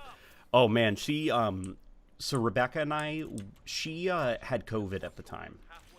This was like, I want to say October. She, I had the great idea of like, hey, my wife who, you know, suffers from motion sickness in first-person shooters, why don't we, while you have COVID, play Titanfall? And she said, okay. And there was just a lot happening. Players have gotten extremely good at Titanfall. It was very hard to keep up with them. It also doesn't help that, like, Titanfall 2, now in hindsight, the interpolation, the animation interpolation for enemy pilots is extremely bad. They always look like they're playing on a low ping. You know, so they're kind of, like, jerky and laggy looking a little bit, so it's hard to get a clean shot on them. Sometimes it's even hard to see what's going on, just because the game has that, like, source engine, kind of like last-gen lighting look to it, so things look very compressed, and it's very hard for things to pop in the environment, even with the glowing red outlines on the enemies. The HUD was, like, a mess. There was so much going on. It was... Yeah, it just... Titanfall 2, I'm like... I can see why I was good at this game when I was younger. How's Splitgate? Hey, Luke's in here. Luke, they added loadouts. They added hero abilities loadouts. Then the loadouts have attachments and grenade types. It plays a lot, I guess, kind of like Black Ops 3. Mechanically, if Black Ops 3 was, you know, a little bit more, like, focused on its hero abilities and stuff. But the Splitgate community, I don't think they're going to be too happy with a lot of the changes that were made. The art style, though, I mean, you're looking at what I'm looking at. I don't think it looks very good. It's I said earlier in the stream, it's another one. You know, another of these super esportsy, like, sport of the future, crowds cheering, competitive, like,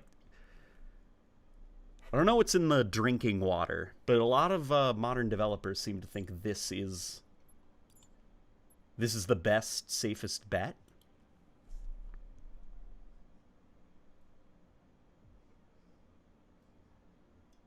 Oh, I could barely see and hear when I was playing Titanfall, but I'd like to try again. We could try again, babe, if you'd like.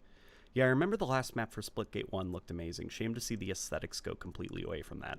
I wish that they would have done, like, I wish that they would have done, rather than this, like, esports of the future thing, they would have done more of, like, interdimensional combatants trapped in a conflict of blood. Huh? Yeah, Luki-chan is here, says the wife. It's Luki-chan. I'm thinking of, like, Quake. Luki-chan.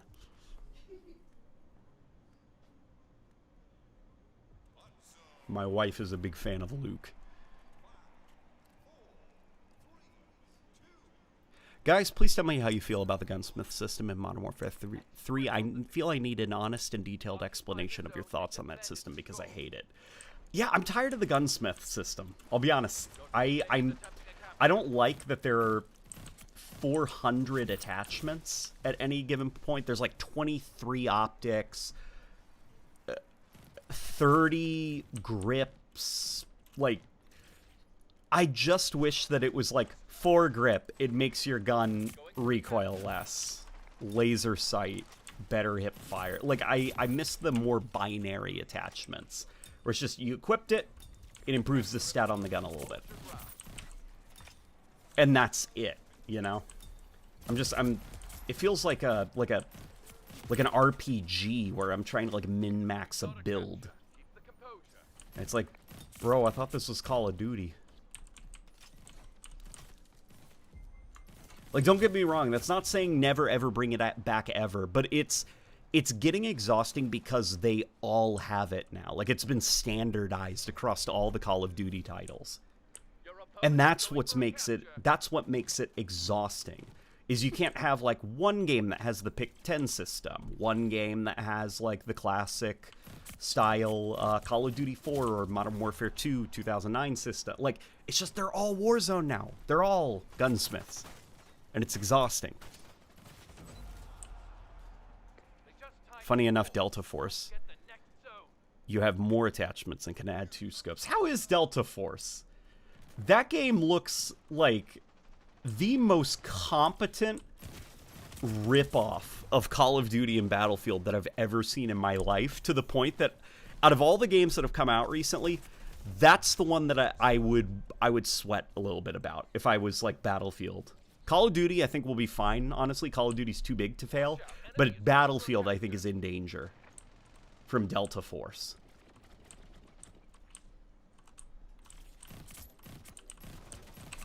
Luke said, Rebby-chan.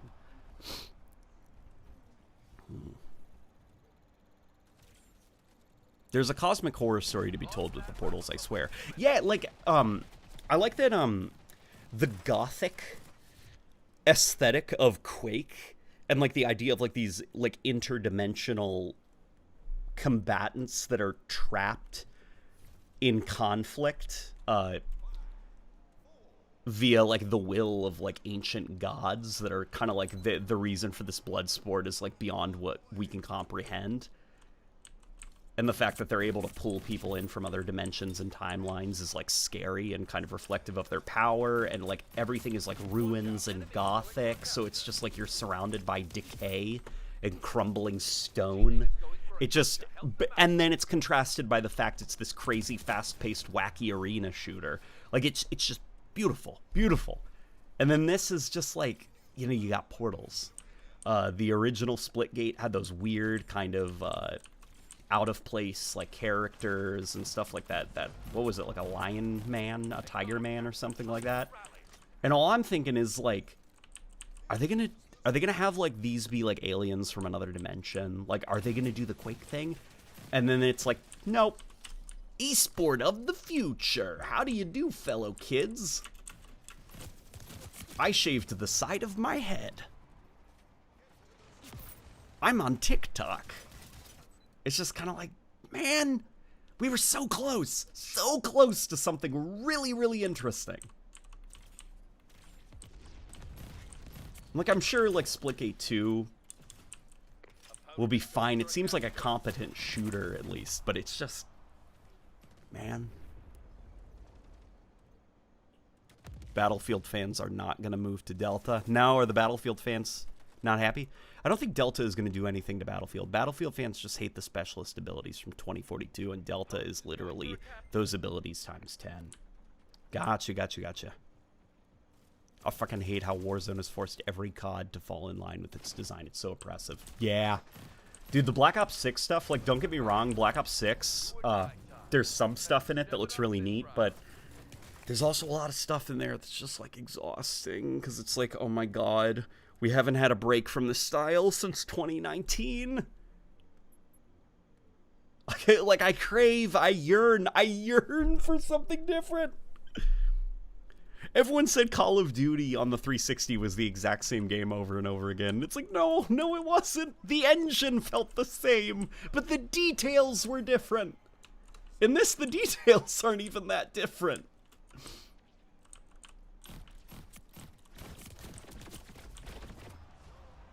It's just like the way that your character handles is different. That's it. Outside of that, the way that you build a class and engage in combat, it's been the same since 2019.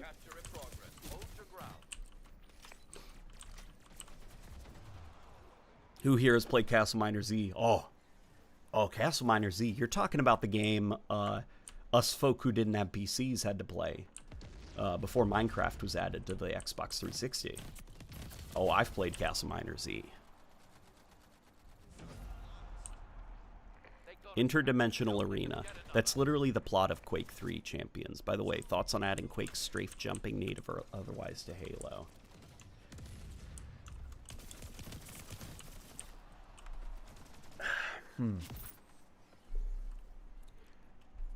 Maybe not for Halo. Maybe not for Halo. Oh, pumpkin. It's okay, buddy.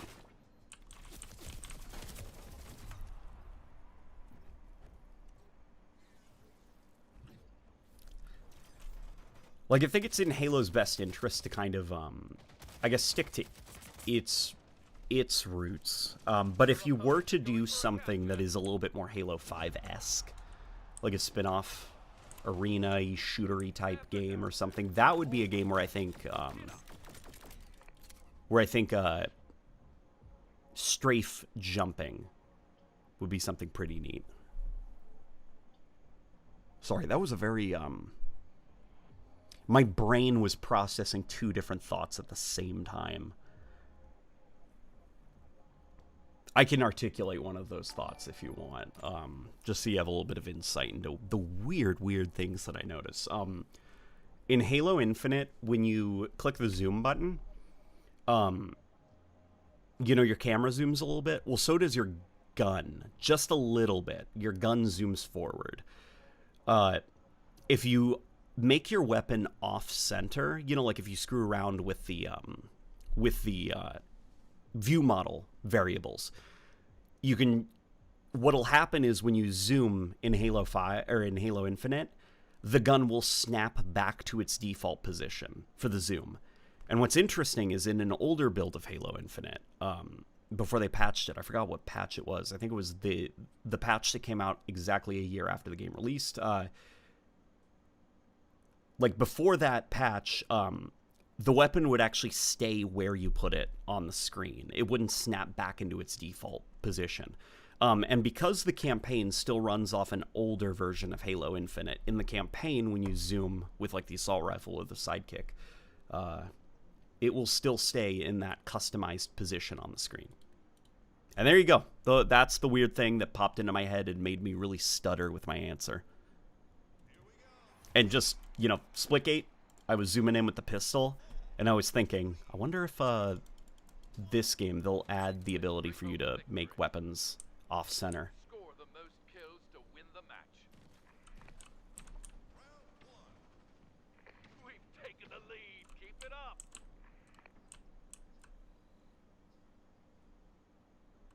You can ADS on a pistol now? I swore you couldn't do that in Splitgate 1. You could not. Because in Splitgate 1, they did the classic Halo thing of, like, you know, if your weapon doesn't have a scope, you can't zoom. But in this game, they're doing the Halo Infinite thing where just everything you can zoom with, and scoped weapons, though, they get a special, you know, binocular zoom. Yeah, there are just no weapon pickups. They got rid of those. Victory is close. Don't back down.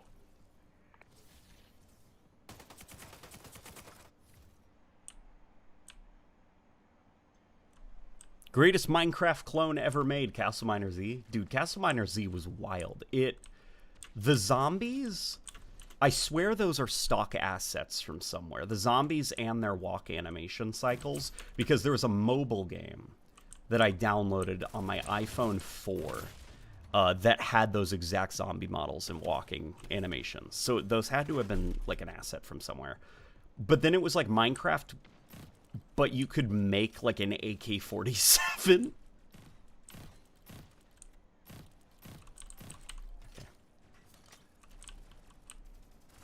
You won the round. Nice. You won the round. Wait, there's no weapon pickups in Splitgate 2? No, there are not. It is your loadouts. You select your faction, which is like, it's your hero. Then look, you got your weapon here, and you select the attachments for it. Your pistol, you select the attachments. Your superpower, and then 2 perks. And because anyone can have whatever gun they want, including you can spawn with a shotgun if you want. Yeah, there are just no weapon pickups outside of the power weapon. And that's it. We just pulled ahead. Don't stop now.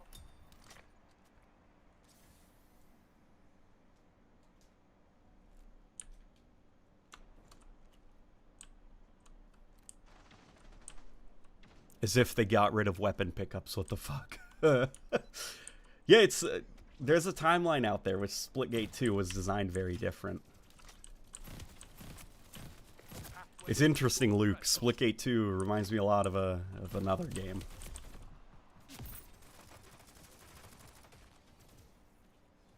I'm gonna have to ask them some questions. Approaching the score limit. Let's finish strong. So what kind of game is it now? Because it sure as hell isn't an arena shooter anymore.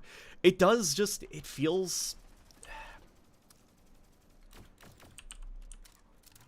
I don't know, it's like Destiny Crucible and Black Ops 3 a little bit.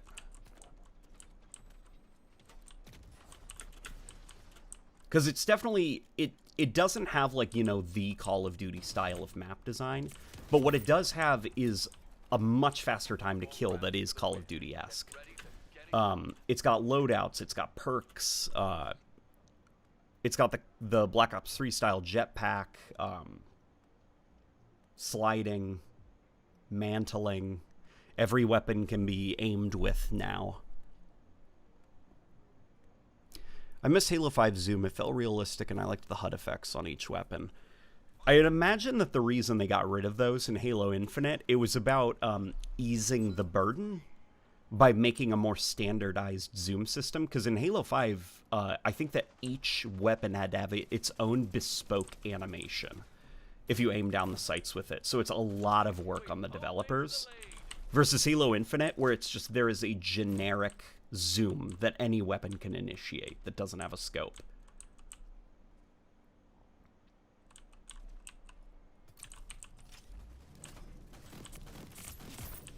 That's probably the reason that they got rid of the Halo 5 zoom system, is it was just this new thing is a lot easier.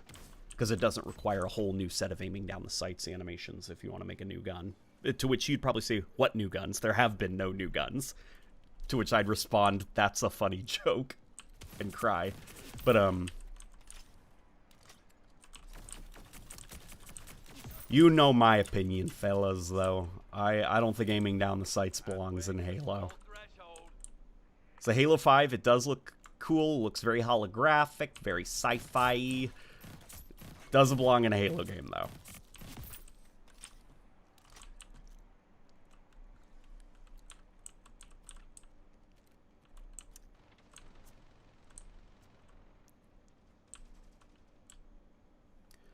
Yeah, it's this game, More kills and victory Splitgate 1 definitely wasn't like flawless, you know? But Splitgate 1, it did scratch an itch that I think there were some in the Halo community that appreciated. And I also do think that Splitgate was able to find its own community. It was very Portal-focused, very gunfight-focused, and also very simple. This, though, is extremely complicated. Like, my wife, she likes Halo. She didn't like this, though. She felt like decision fatigue, because it was just, like, these loadouts and, like, all these powers, and, like, you know, she doesn't know what each person is using, because, like, you can spawn with whatever you want. And also, I don't think, like, these characters really stand out that much. And when there's like a red outline on the enemy, it's even harder to really tell what their faction is, because it's color driven, like your faction, I guess, like some are purple, some are pink or whatever, but that red outline dominates so much of the color that in the heat of the gunfight, all I see is a black silhouette or a dark gray silhouette and then a big red border. So I don't know who that is, you know. They're in the lead. Let's get it back.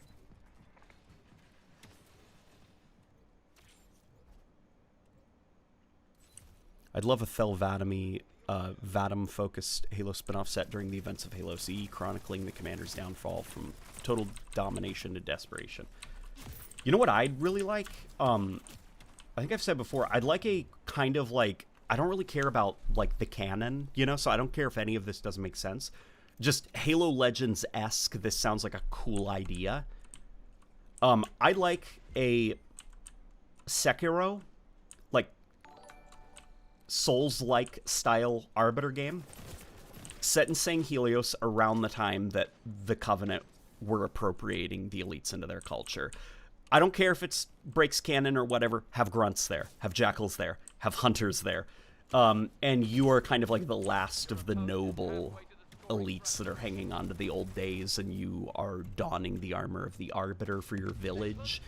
And you start out with a rusty metal sword, and you gradually work your way up to the energy sword by appropriating Covenant technology and stuff like that. You could have different types of blades that you could find. I'm just like, I'm picturing like, imagine a third-person game with like that Halo 5/Halo 2 anniversary style Arbiter armor, the one with the spines going down his back, like how sick that would look. And the bronze. And then I'm just thinking like, go really hardcore on kind of like the Last Ronin type vibe, like the feudal Japan aesthetic that they were going for with Halo Legends, and just kind of like give the whole game the impression of like a culture that is on its last legs before being completely swallowed up by the Covenant and turned into, you know, the elites of the prophets.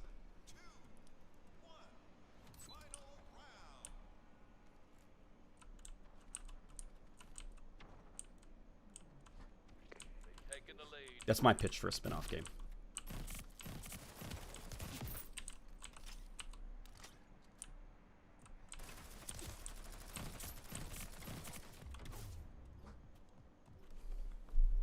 Hi, Iggy.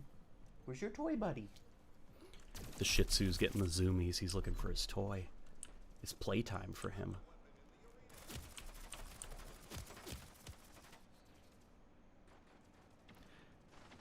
Black Ops 3 Zombies, at least story-wise, is at my absolute least favorite of World at War to Black Ops 3 era. I just love the gameplay.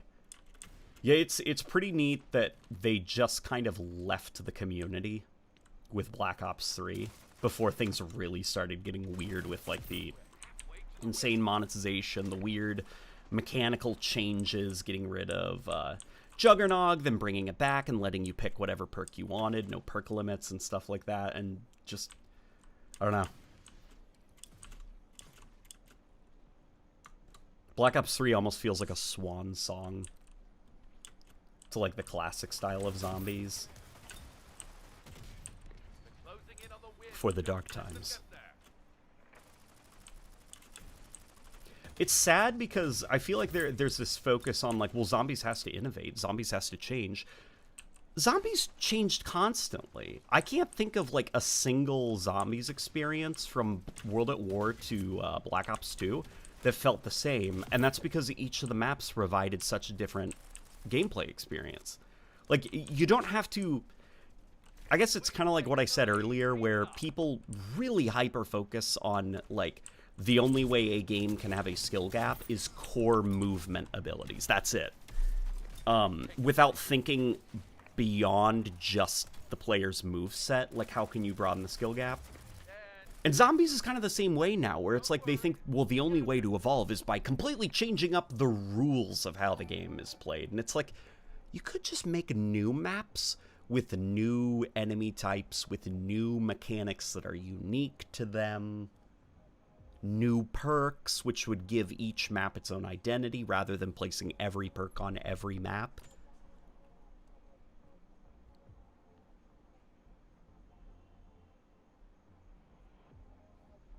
Alternatively, how'd a Halo boomer shooter sound?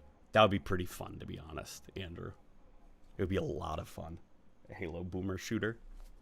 Hi, Titi. Hi. What you looking for? Are you looking for Mama? Where's Mama, Titi? Where's Mama?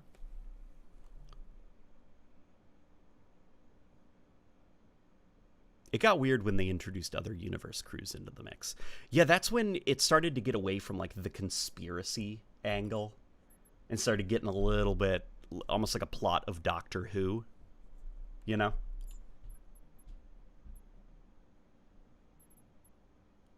And also, I think, like, it's sadly the side effect of having an increased budget, which means you can get, like, writers, and the writers are going to write dialogue. And then you can have more production value for the environments, too. And it gets to the point where, like, the hidden secrets become overt, you know? Like, it's very hard to miss them. I think of, like, a Derice on World at War. There was, like, just that freaking rock. And if you hold down the use key or button on a controller, the rock would sink into the ground. And there would just be, like, a piece of paper there with something, like, weird and cryptic. And it's like, you know, if you look at, like, Cold War or, like, Modern Warfare 3 Zombies, it would be, like, 4 different high-profile voice actors calling in on the radio, and then a HUD thing would say, secret found, 1 out of 18, check at the main menu to view the secret later, level up, red dot sight unlocked, you know, you plus 100 points, like,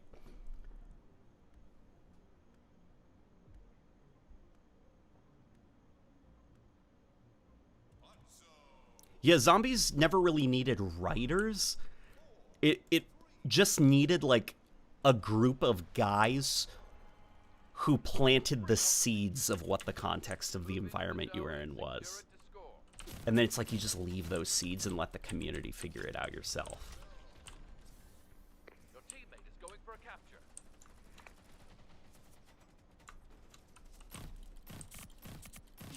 A host is going for a capture. Oh boy. My Shih Tzu constantly barks at everything and it drives me insane. Teammate is attempting a capture. That's the style of the Shih Tzu, isn't it?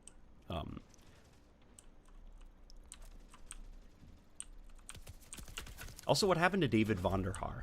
I'd imagine David Vonderhaar, this is like me speculating, that guy in the interviews with like Black Ops 4 and Cold War and stuff, Vonderhaar looked like he was very close to just checking out of like Call of Duty. Something about him looked defeated and just so tired by Activision and Call of Duty's nonsense.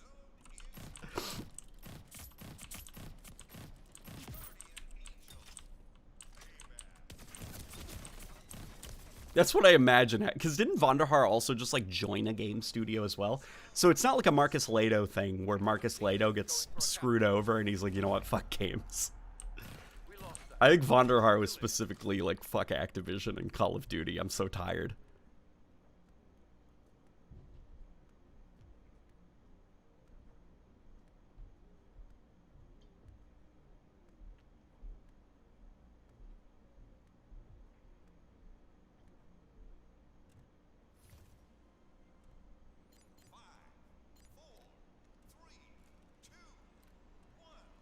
Shih Tzu walked away, and I'm worried. He started to pee in spots when he's upset with me.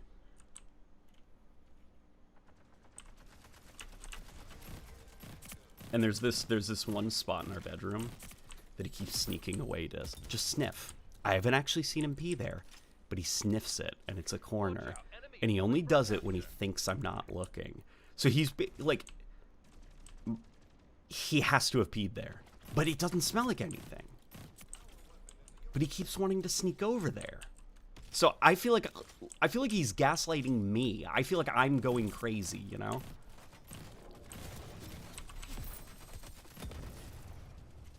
Did you see Alien Romulus? I have not seen Alien Romulus yet. They captured the zone. Let's respond.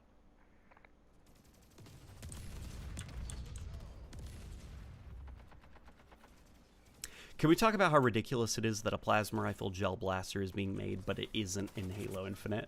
Yeah, I don't worry. I noticed the comedy of like, oh, now you finally acknowledge that the plasma rifle exists, but not in like, you know, your entire, however many decades, like over a decade of 343 running Halo. And I don't count Halo 5 because that was DLC. When I can pick up a plasma rifle in a Halo campaign again, I'll stop complaining. Nice. We tied it up. Don't let up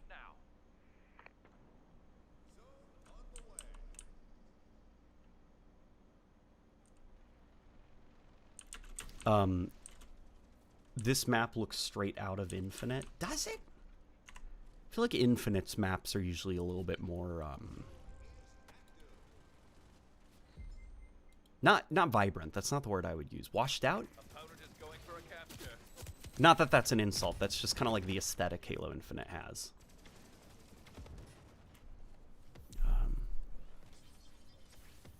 Big difference in Halo 5 to Infinite's ADS is Halo 5 actually gave you more accuracy. In Infinite, it just expands your reticle, making it be the same as not ADS. Let's step it up. It's more of just zooming in.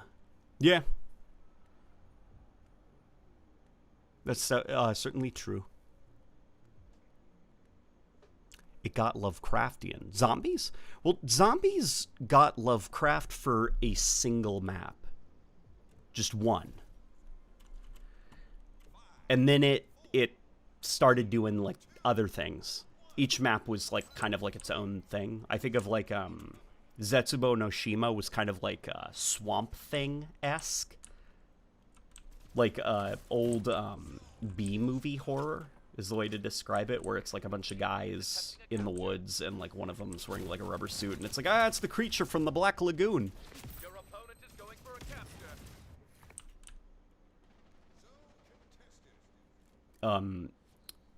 Der Eisendrache is more like I'd say it's more like a British medieval history. Like dragons, ancient castles, you know, lords and stuff like that.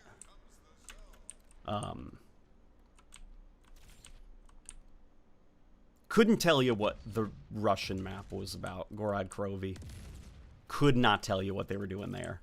And then, of course, Revelations, which is... It's a thing everyone's doing that it clicked with me while playing the Final Shape, Destiny 2, is everyone is doing this thing where the conclusion to their story is a conglomeration of environments from the series' history. In this, like, weird, ethereal, floaty, like, background void. Just everyone's doing it. I don't know if it's a good or bad thing, but everyone's doing it. And at least in Destiny's case, I think it's a net negative, because, well, it's all dreams, so this isn't, like, a real place. So there's no real reason to, like, explore, because there is no lore to the place around you. It's all from your subconscious.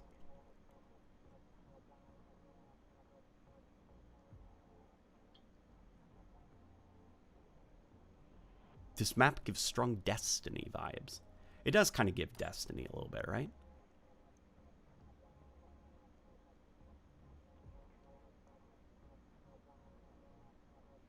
Is the B movie a B movie? I suppose. Do you have to be a YouTuber or something to get access, or can anyone? They gave us a couple of codes. You know what? Let me drop one.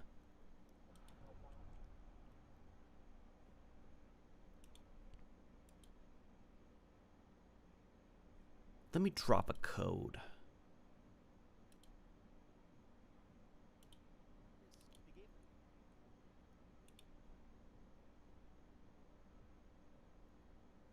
Looking for it right now. Give me a second. Sorry for the pause. Where's that chat? There it is. Okay. All right. All right, folks. I hope you're ready. It is PC only, okay? So redeem these codes on Steam.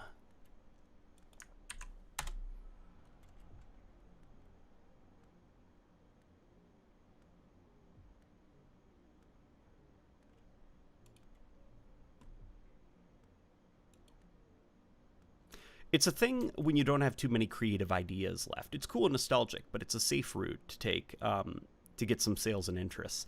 And I also think that, to be honest, it might not actually be the best thing for a conclusion to something. Because if it's like a nostalgic conglomeration of places you've been to before or things that you've seen before, it's more like abstract then. It's not literal. So like the environment, the place that you're in, like it's not, there isn't lore there to discover. It's like a fantasy world, you know? I mean, of course it's a fantasy world, but like in the case of the Pale Heart, those structures, those buildings and stuff, none of them have any lore. There's nothing that you can look at and be like, wow, that's interesting. That's Golden Age stuff. What is going on with my aim? Oh, I'm standing on a car. Okay.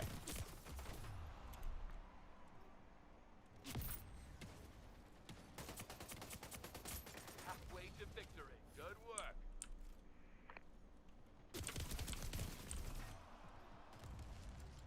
The first time that I noticed it starting to become a thing, it's kind of like that is a subgenre of this annoying trend that I've noticed that started with Far Cry 3, which is the sequence or level or finale when there are floating rocks in a void, and the floating rocks are like moving and shifting to you, and it's like a dreamscape. Like after Far Cry 3's, like, you know, drug trips, I noticed freaking everybody's been doing those, even when it makes no sense. Like, it just doesn't belong and feels very out of place and forced, like a Dying Light and Black Ops 3's campaign. Where it's just like, why is, like, the Far Cry 3 drug trip sequence here? Or in, you know, Black Ops 3's campaign, where it's just like, why is this like a drug trip World War II battle? Like, I know that there's a narrative reason that it's happening. What I'm saying is the narrative reason is very stupid and clearly a half-assed explanation for why we are shoehorning this into a futuristic shooter. Is this a no portal game mode? No, it's not. There are portals. It's just, there's not a lot of portal usage. And I think it's because you have so many abilities at your disposal. My wife, at least, she got decision fatigue. And I totally see it, because I have so many, like, tools that sometimes I forget what I have. Cheers for the code. Hey! It worked!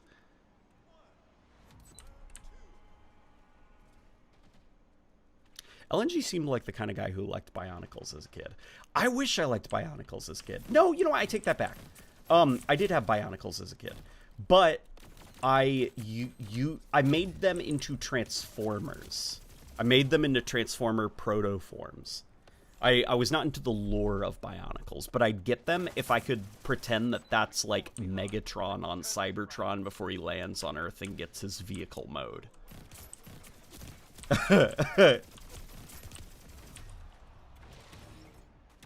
So hopefully it sounds like I was the kind of kid who liked Transformers.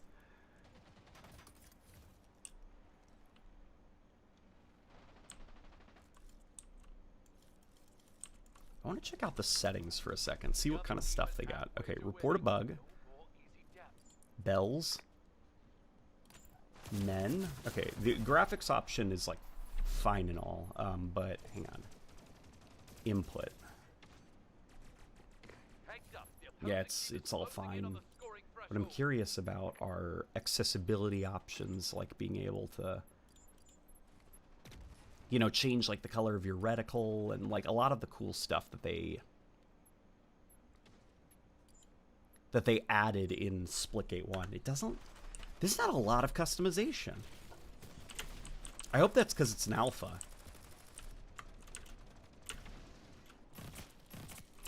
Remember back when they asked us about Splitgate 2, like some of us content creators,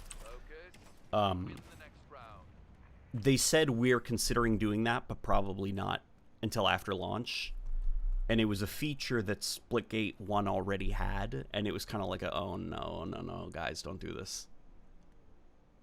Like, if you're courting the Halo fans, you can't do stuff that Halo currently does, like mainly releasing unfinished games, you know? Alright, let's go.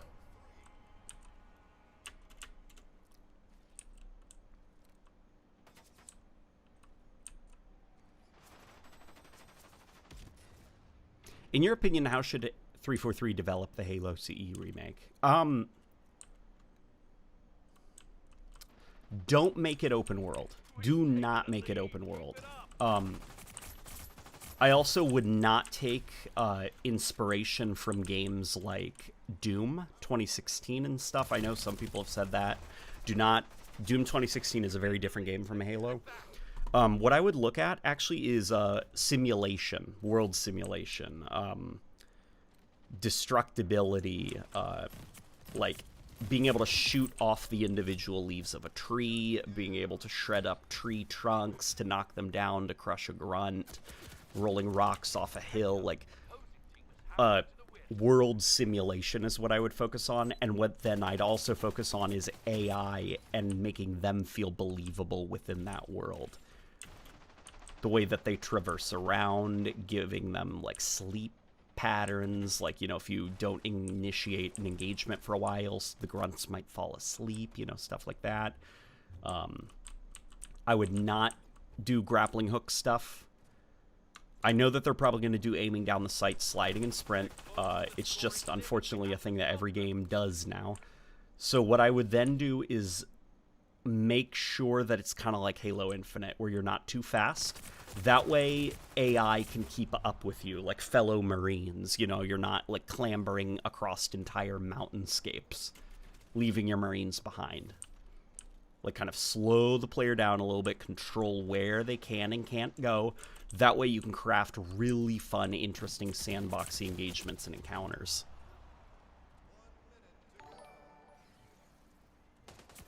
The word Splitgate is one letter off the word Slipgate, and both are synonymous with portals. The quick crossover is right there for inclusion. You know, it's funny, for the longest time I thought Splitgate was called Slipgate because of that.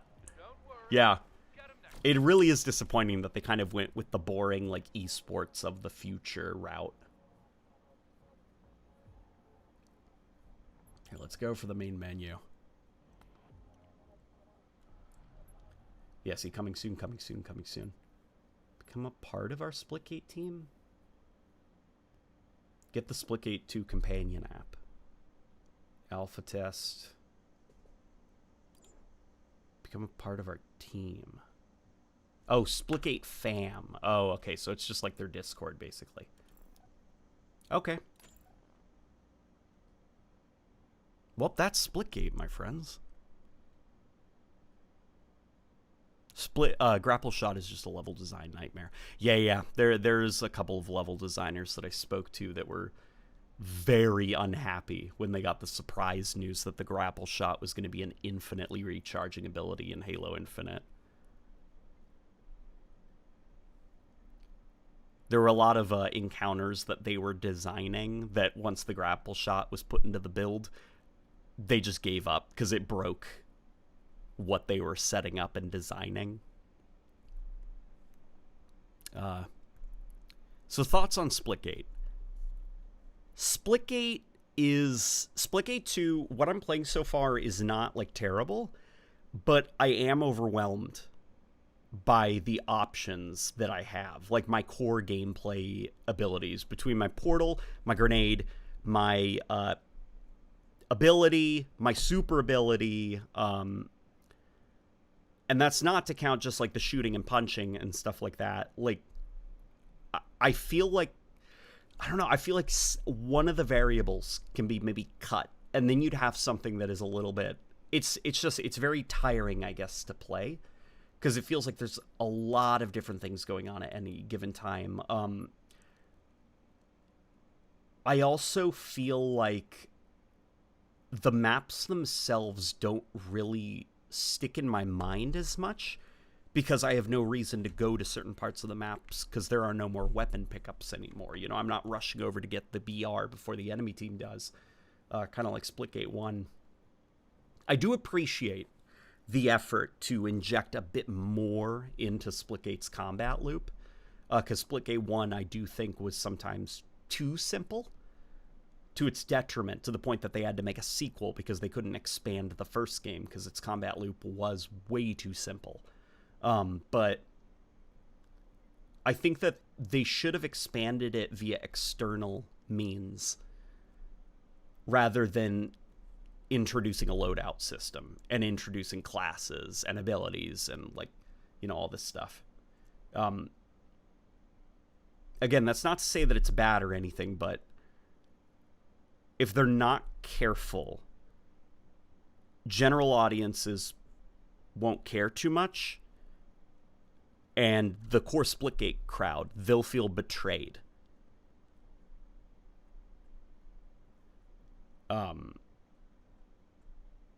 Yeah, what they're doing is very safe for, like, market research. From a market research standpoint, like, what they're doing feels very focus group tested. It feels very, like, you know, we go online and we see what the kids are doing. Like, yeah, you know, we'll throw on the freaking guy, you know, with the spiky pink hair and the shaved sides of his head, like the esports thing that they've got going on. Like, all of that feels very much like, got it. I know what audience they're trying to aim for. They're trying to aim for, like, the younger generation. But just aesthetically, it's not vibing with me. It feels very loud, very kind of like hard on the eyes a little bit. It does feel like it's a different direction that they took Splitgate in, rather than the direction most people were assuming they'd go in, which is build upon it. Like, rather than make a proper Splitgate 2, this feels almost like a Splitgate factions, like a spin-off game of some kind. What do people mean by wanting this alleged CE remake to take inspiration from Doom 2016, and why do that when Doom Eternal already refined what 2016 did? I think what they mean is, like, just like the like, look, that game doesn't have sprint, ignoring the fact that, you know, you get locked into arenas and you don't reload and you're flying around and, like, the demons are going crazy and running around, and, like, the whole vibe of the game is so different from how Halo is, you know? This game feels soulless, just like the finals. Yeah. It feels like there's less of, like, a... Splitgate 1 felt very genuine, I guess. Like, it felt, there was an enthusiasm in it. There was something humble about it. This feels very, I'm not going to say arrogant, because it doesn't feel arrogant at all. But what it does feel is like bland. It feels very, like, bland and desperately trying to fit in. Like, almost like like it's an indie band that was starting to find their voice, but in order to become more popular, they deliberately sanitized themselves and went with a different genre of music. And so it's like, it's still the same guys, you know? You can still see that same creativity from Splitgate 1 in there, but you have to peek through all of the, like, kind of, like, disappointing blandness. And you know why they're doing it. And you feel bad for them that they have to do it this way. But you kind of wish that they just stuck with it and found that unique voice that they were forming. Because this is going to take Splitgate in a different direction. And it's one that I don't think the Splitgate community wanted. And I'm not sure it's one that will be able to carve its own niche out of, like, the billions of other, like, you know, free-to-play shooters that have, like, you know, like this exact look. Like, guys, it's another one. Look, we've got another one over here. Esports of the future, super colorful. Like, I feel like one of these kinds of games with these kinds of aesthetics releases like every 3 months or so. Yeah.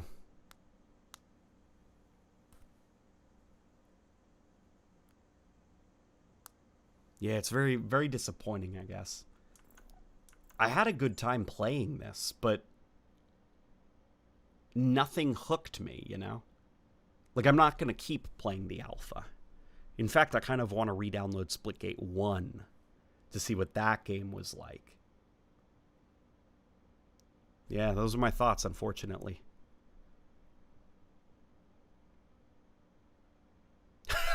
Yeah, Concord. I forgot the Concord came out here. Let's here,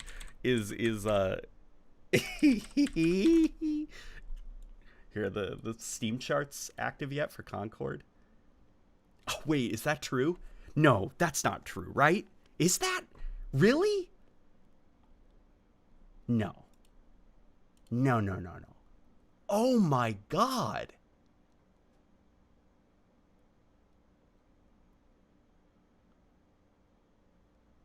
$600 people? That's not good, guys.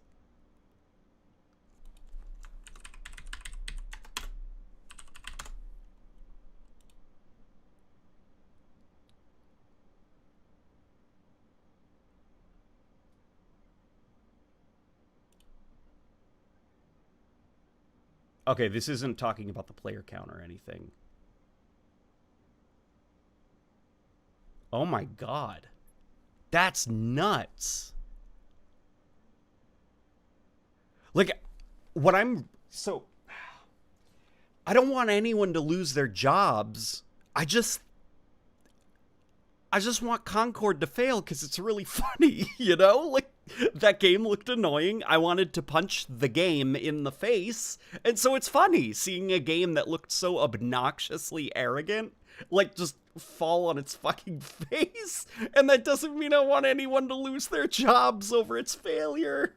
I really hope that development studio is, like, secure and they can get up after a failure like Concord and make something that people actually want to play. Like, I just want to laugh at, like, a dumb decision that was made progressively over the course of many, many years that at any point somebody could have just said, is this a good idea? I just want to laugh at that without people losing their jobs because of it, you know? So I hope nobody gets fired over the game's failure, and I hope that the game does fail.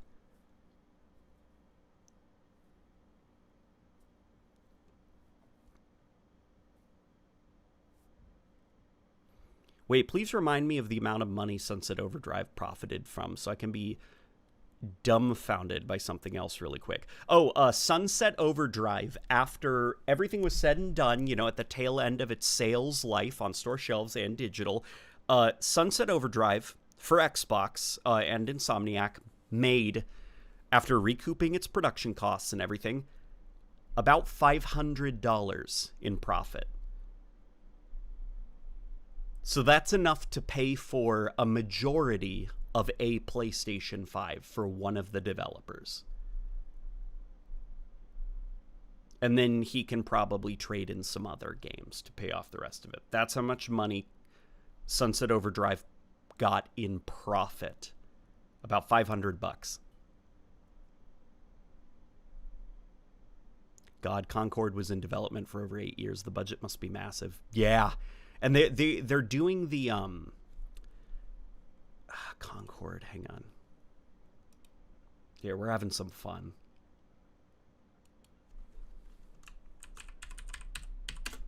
Concord trailer. Here, I'll put this, even though it's like annoying, you know. Here, don't worry, I'll mute it. Ah, shut it. Okay. Apparently, they're doing this thing where Concord will have, it's either monthly or weekly CGI or in-engine cutscenes. Either way, expensive cinematics with these characters that people don't like, to try to explain, like, just like vignettes to see if you like, I don't know. Just like short little goofy wackies with these characters every month or every couple of weeks or something. And immediately, what I thought about, I don't know if it was you guys too, but what I thought about immediately was Halo Infinite's live service cutscenes and how they had to stop producing them because they were like a money pit. You know, nobody really liked them and they were draining resources and they took a long time to make, and the game had bigger problems, you know? This trailer is so expensive looking. And it's all terrible. You know? There's this great YouTuber that I like watching, and he said, look at his eyes. They want you to like this guy. They want you to think like, he's got like a heart of gold, even though he's a rascal. Look at his eyes. They want you to like this guy so badly, but you don't. You don't like him, and you don't care about him, and it costs a lot of money, and it's gonna fail. And people might lose their jobs. Ugh, guys.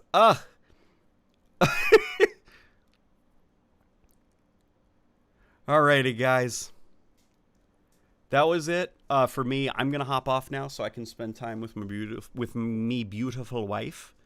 I was about to say I love you to you guys, which I guess that's true. I love you, chat. I love you guys. But not as much as my wife. So yeah, that was a fun way to end the stream. And I will see you guys on the evolution of the Jackals, which hopefully I've got 3 more parts to do: the Reclaimer Saga, spin-off stuff, and then Halo Infinite, and then it should be done, and I'll be